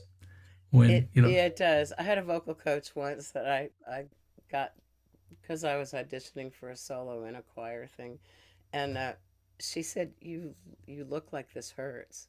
And I said, no, I'm really just trying to emote. I mean, it's really meaningful to me. And I mean, that sticks with me. So even when there's sad songs, I try to smile, a little bit.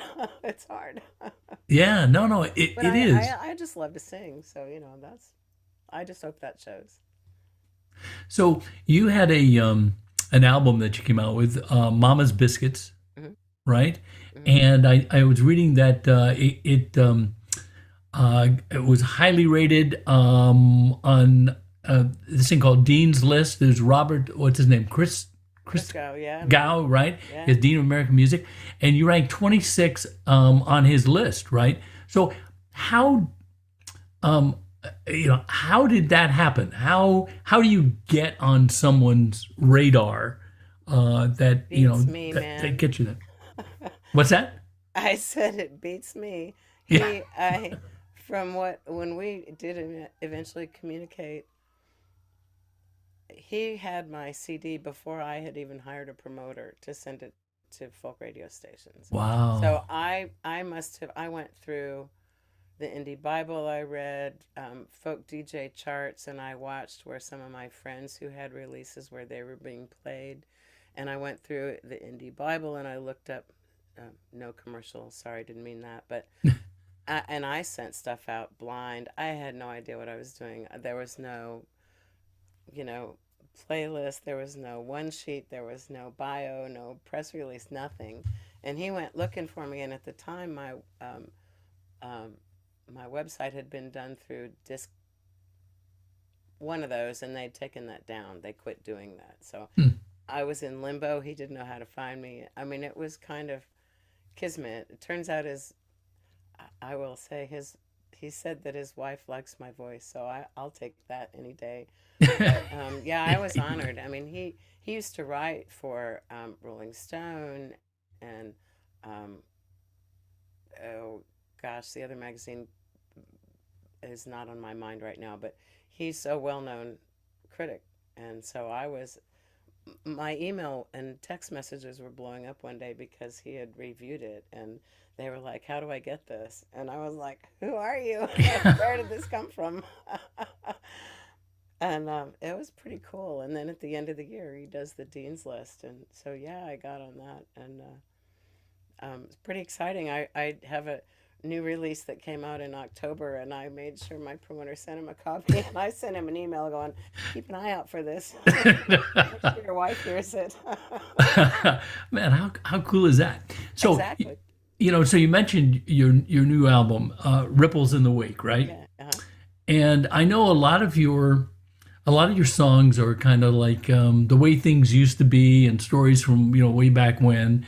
And I was just kind of flipping through some of the songs, and I noticed you're topical as well on this one because you include the song "My Body, My Voice," and it seemed to me that that was kind of a little zinger that you threw in on that album. It kind of is, I guess, a singer. I actually had a review, and the reviewer had a comment that it wasn't a political record at all, and I thought, really? Did you listen to the whole thing? Yeah, right. I mean, whatever. I write what's on my mind. A lot of the historical past life stuff comes from stories that Bob, my singing partner, tells about life. That's where several songs have come from. And a lot of these songs on Ripples in the Wake were written during the pandemic, and a little bit before that too. But there's just not been a lot of positivity on my mind in the last several years about what's going around in life, if I can say that without stepping on anyone's toes. It's affected me in a way that I expressed in my songwriting. And it's kind of eclectic and a little bit heavy maybe, but I thought there were things that needed to go ahead and get out there. The bushel doesn't need to hide the candle, Yeah. Whatever that saying is. Well, it's a great tune. I enjoyed it and very, like I said, very topical. Thank you. Yeah. So hey, listen, it was great. I enjoyed. Hey, thanks for having hearing me. I always love these. I looked the first time I was here was January of this year, and so this is a great way to close out the OMA year. Yep, you bet. Thanks again for having me. All right, thanks, Kirby. All right. Thanks for coming on the show, Kirby. We love your music. Thank And you, next sir. up, I appreciate that. Next up is the duo known as Bart Vogel from West Sacramento, California. What do you got for us, guys? We got a couple songs for you, Dave, and I just got to say that it's been we're keeping some good company tonight. It's been just a pleasure to hang out with you all and to hear your stories and your songs. It's just lovely. So what a treat. We're gonna play a couple songs for you on the little guitar, and we'll close out this night together. It's been just really enjoyable.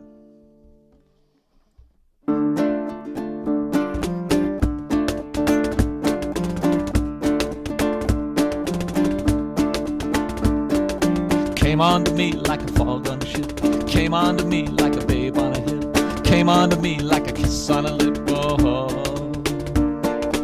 oh,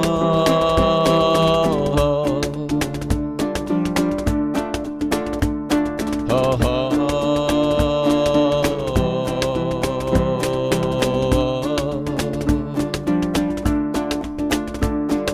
Came onto me like a hammer on a nail. Came onto me like a train on a rail. Came onto me like a late March hail. Oh, oh,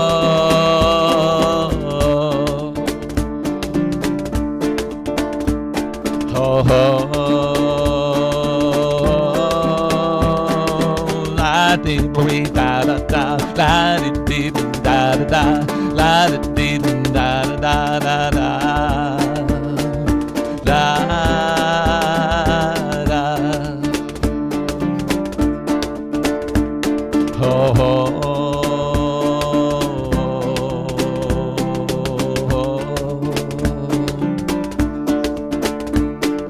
came onto me like moss on a log. Came onto me like a word on a frog. Came onto me like a bark on a dog. Oh, oh, oh.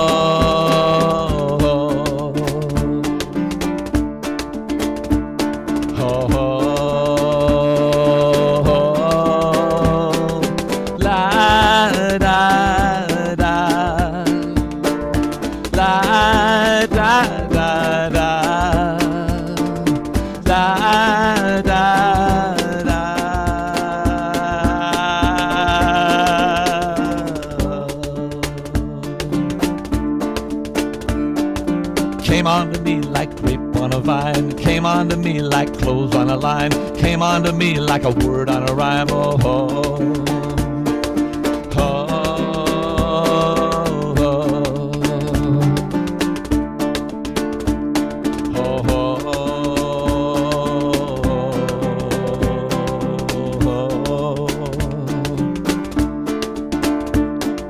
Came onto me like pollen on a bee. Came onto me like a peach on a tree. Came onto me like a you on a me. Oh, oh, oh, oh,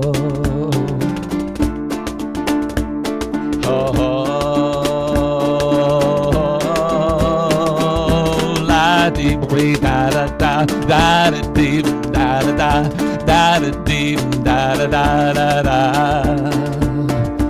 Da, da. Do, do.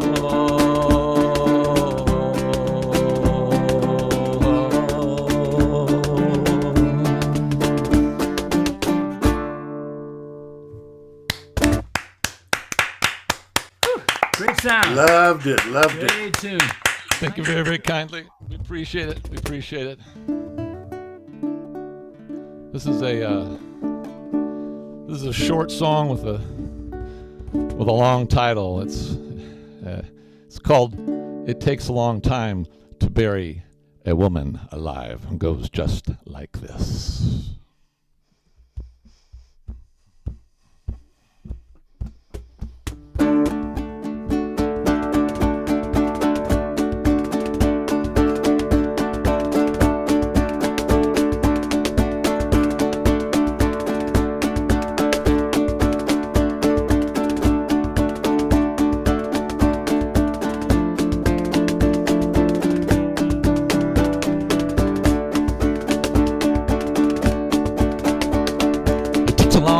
To bury a woman alive. It takes a long time to bury a woman alive.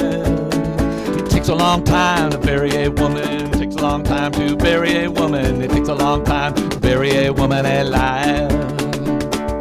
Yeah, yeah, yeah, yeah, yeah. Yeah, yeah, yeah, yeah, yeah.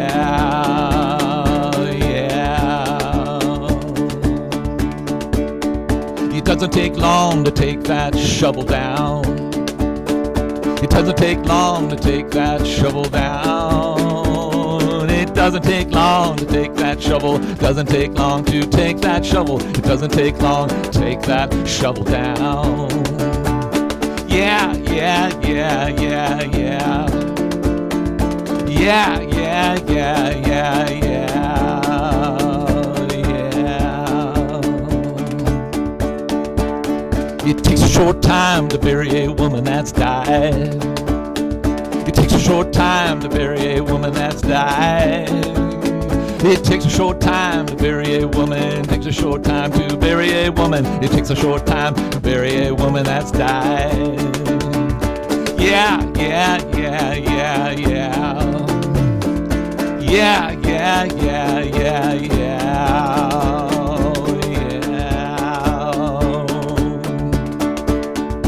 La-da-dee bow, bow, bow, bow, bow.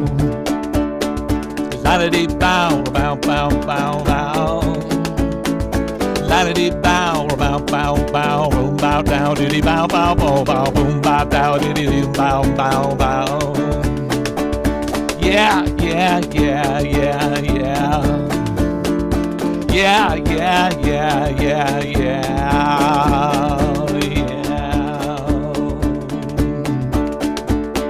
It takes a long time to bury a woman alive. It takes a long time to bury a woman alive. It takes a long time to bury a woman. It takes a long time to bury a woman. It takes a long time to bury a woman alive. Yeah, yeah, yeah, yeah, yeah. Yeah, yeah, yeah, yeah, yeah. Yeah, yeah, yeah, yeah, yeah. Yeah, boom, boom, dee, round, boom, boom, down. La dee, bow, bow, doo, bow, bow, doo, bow, down, boom, bow, down, doo, bow, bow, doo, bow, bow, bang, down, boom, boom, bow, doo, bow, bow, bow, bow, doo, down, doo, bow, bow, doo, bow, bow, doo, bow, bow, bow.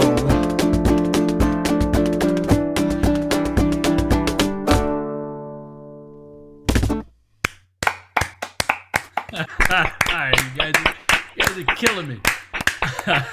Oh, good stuff. Oh, okay. Here we are. Here we go. Hey guys, how you doing tonight? Good. So first off, tell me a little bit about the ukulele. Is that a baritone uke? Indeed, it is. Yeah, and it's got a much lower sound than a regular ukulele. It does, and I asked one of my mentor guys who's a fine guitarist. I said, well, you know, I know how to play the 6-string guitar, sort of. What else am I going to do to make the shows a little more interesting? And he said, well, I don't even have to think about it. You should definitely take up the baritone ukulele. And I said, well, why is that? He says, well, the 4 strings are the same first 4 strings of a guitar. I said, oh, okay. But I got to tell you, I still don't know exactly what to do with it because it kind of screws with your brain when you hold this thing. You're saying, well, where's that? It's so little, and where are those other 2 strings and such? Yeah. So, yeah. No, it sounds great, and that's Greg, right? That's my buddy Gregory Kane. Yeah, Greg Kane. Yeah, on the cajon. I mean, sound. What a great sound. Yeah, Thank you so much. He's the world's finest cajon player in my humble opinion, Rich. Well, I'll tell you what. I watched him. I've played in bands with little trios with cajon players, and I also have a cajon myself, and he is exceptional. Greg, Thank you. Sound so great, much. man. Thank you. Sound really great. So let me focus on you for a little bit, Bart. Here. So I was reading a lot about you. You're a child of the '60s and '70s. Been playing guitar for a long time, right? And I looked over your influences. And a great bio, by the way, written by your daughter, right? I mean, yeah, she did a great job. Yeah, well, she knows her father. You know. Yeah, I guess so. What can you say? Yeah. So I mean, your influences. I mean, it's the whole spectrum. You got John Denver. You got folk. You got rock. You had Eric Clapton on there. You've got contemporary Christian pop singers. It's the whole thing, and that's great because there's a lot of great stuff from all that that you can pick up. So I was, I fell down the YouTube rabbit hole and looking at some of your stuff, and then I see that there's a thing called Roots Rock Vocals, and in set 26, you're on there with they're playing us. Yes. So how does that happen? And what is Roots Rock's vocals? I have no idea. No.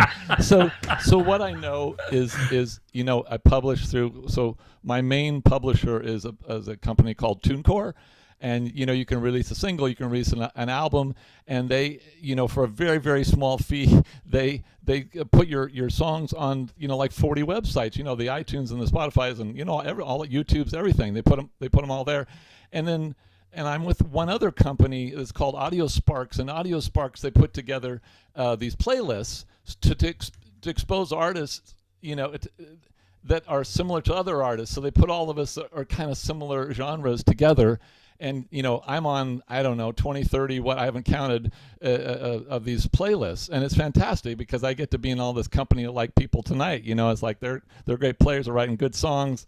And it's delicious. So that's how I showed up on the Roots Rock. I had nothing to do with it. I mean, other than signing up for the service. Yeah, no, it's a great deal. And so, what is your genre? I'll let the drummer answer that one. Well, that is a good question. I am the guy who's primarily responsible for promoting him at this point, and so when I describe him to people, I just say it's singer-songwriter primarily. I think that's a genre, and Americana and a little bit of blues thrown in, acoustic, soft. I mean, it's almost a paragraph genre, but I think of singer-songwriter as a genre. You get an idea. There's a guy, he's probably playing an acoustic guitar. He's written his own songs. So, yeah, right. Yeah, no, and so yeah, it is a little, would I call it Americana? Maybe it. So it's a little bit Americana. It's a little bit of maybe folk, rock kind of music. I mean, it's all that stuff you named off. All my influences. I mean, what can you do? I don't try to sound like anybody in particular, but you can't help but sound like all these people that you've listened to. Of course. So you've been part of several bands, and the current trio is Spencer and Vogel. It is, and I have a question for you. Yes. Before you, what does it take for a percussionist to get his name in the title of the band? It's funny because we have this double-sided business card that we hand out to folks. And on one side it says Bart Vogel and his website, like you guys are seeing on your site tonight, and on the other side it says Spencer and Vogel and SpencerVogel.com, and the short answer is that we've recorded these songs that have a Spencer and Vogel name on them, and they're all out on Spotify and iTunes and and the same goes for for Bart Vogel, and so that's why we've kept the band name. So when we play as a trio, we have two names, and we play as a duo, we have one name. So go figure.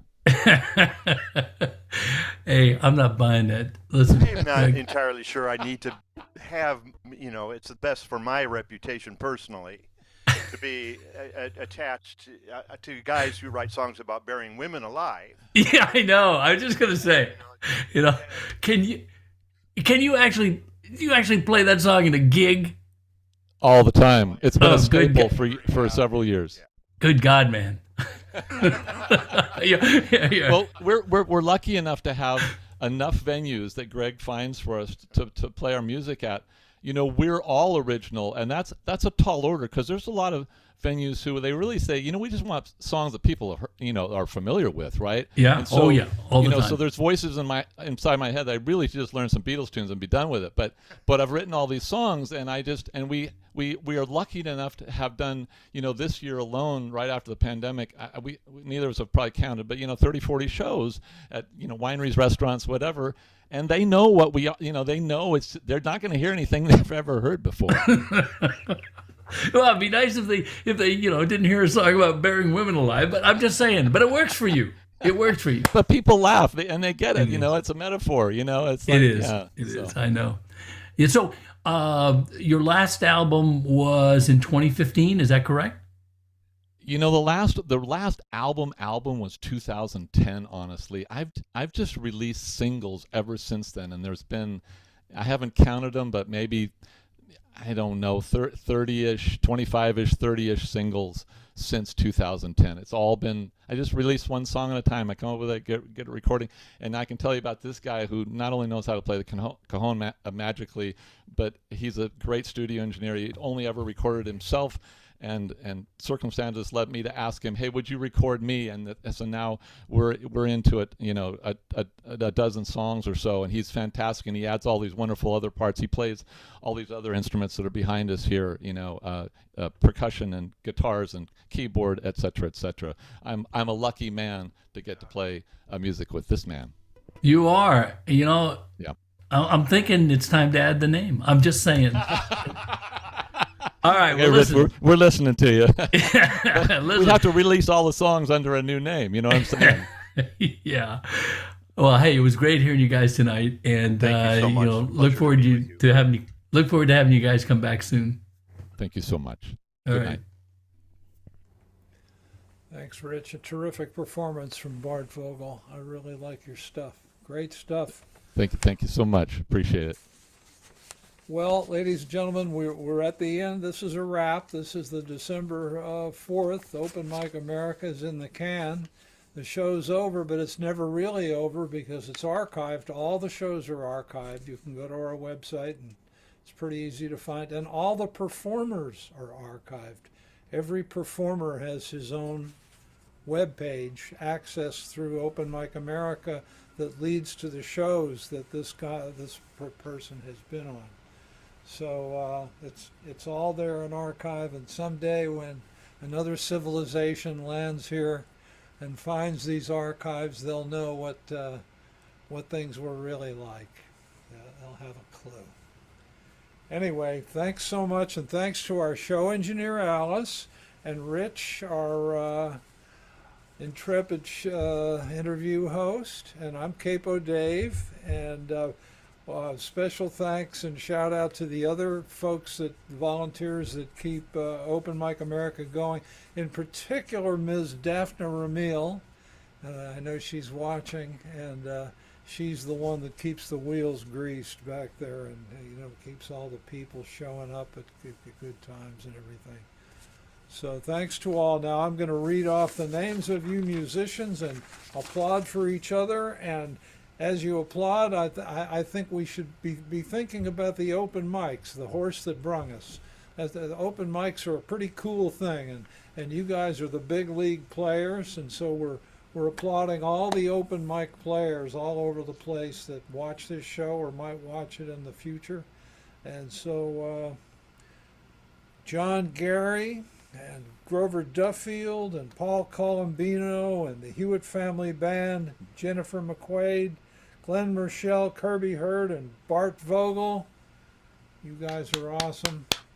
And we're all gonna silence ourselves here now so that we can start these machinations to close the show. So everyone, please silence. Here we go.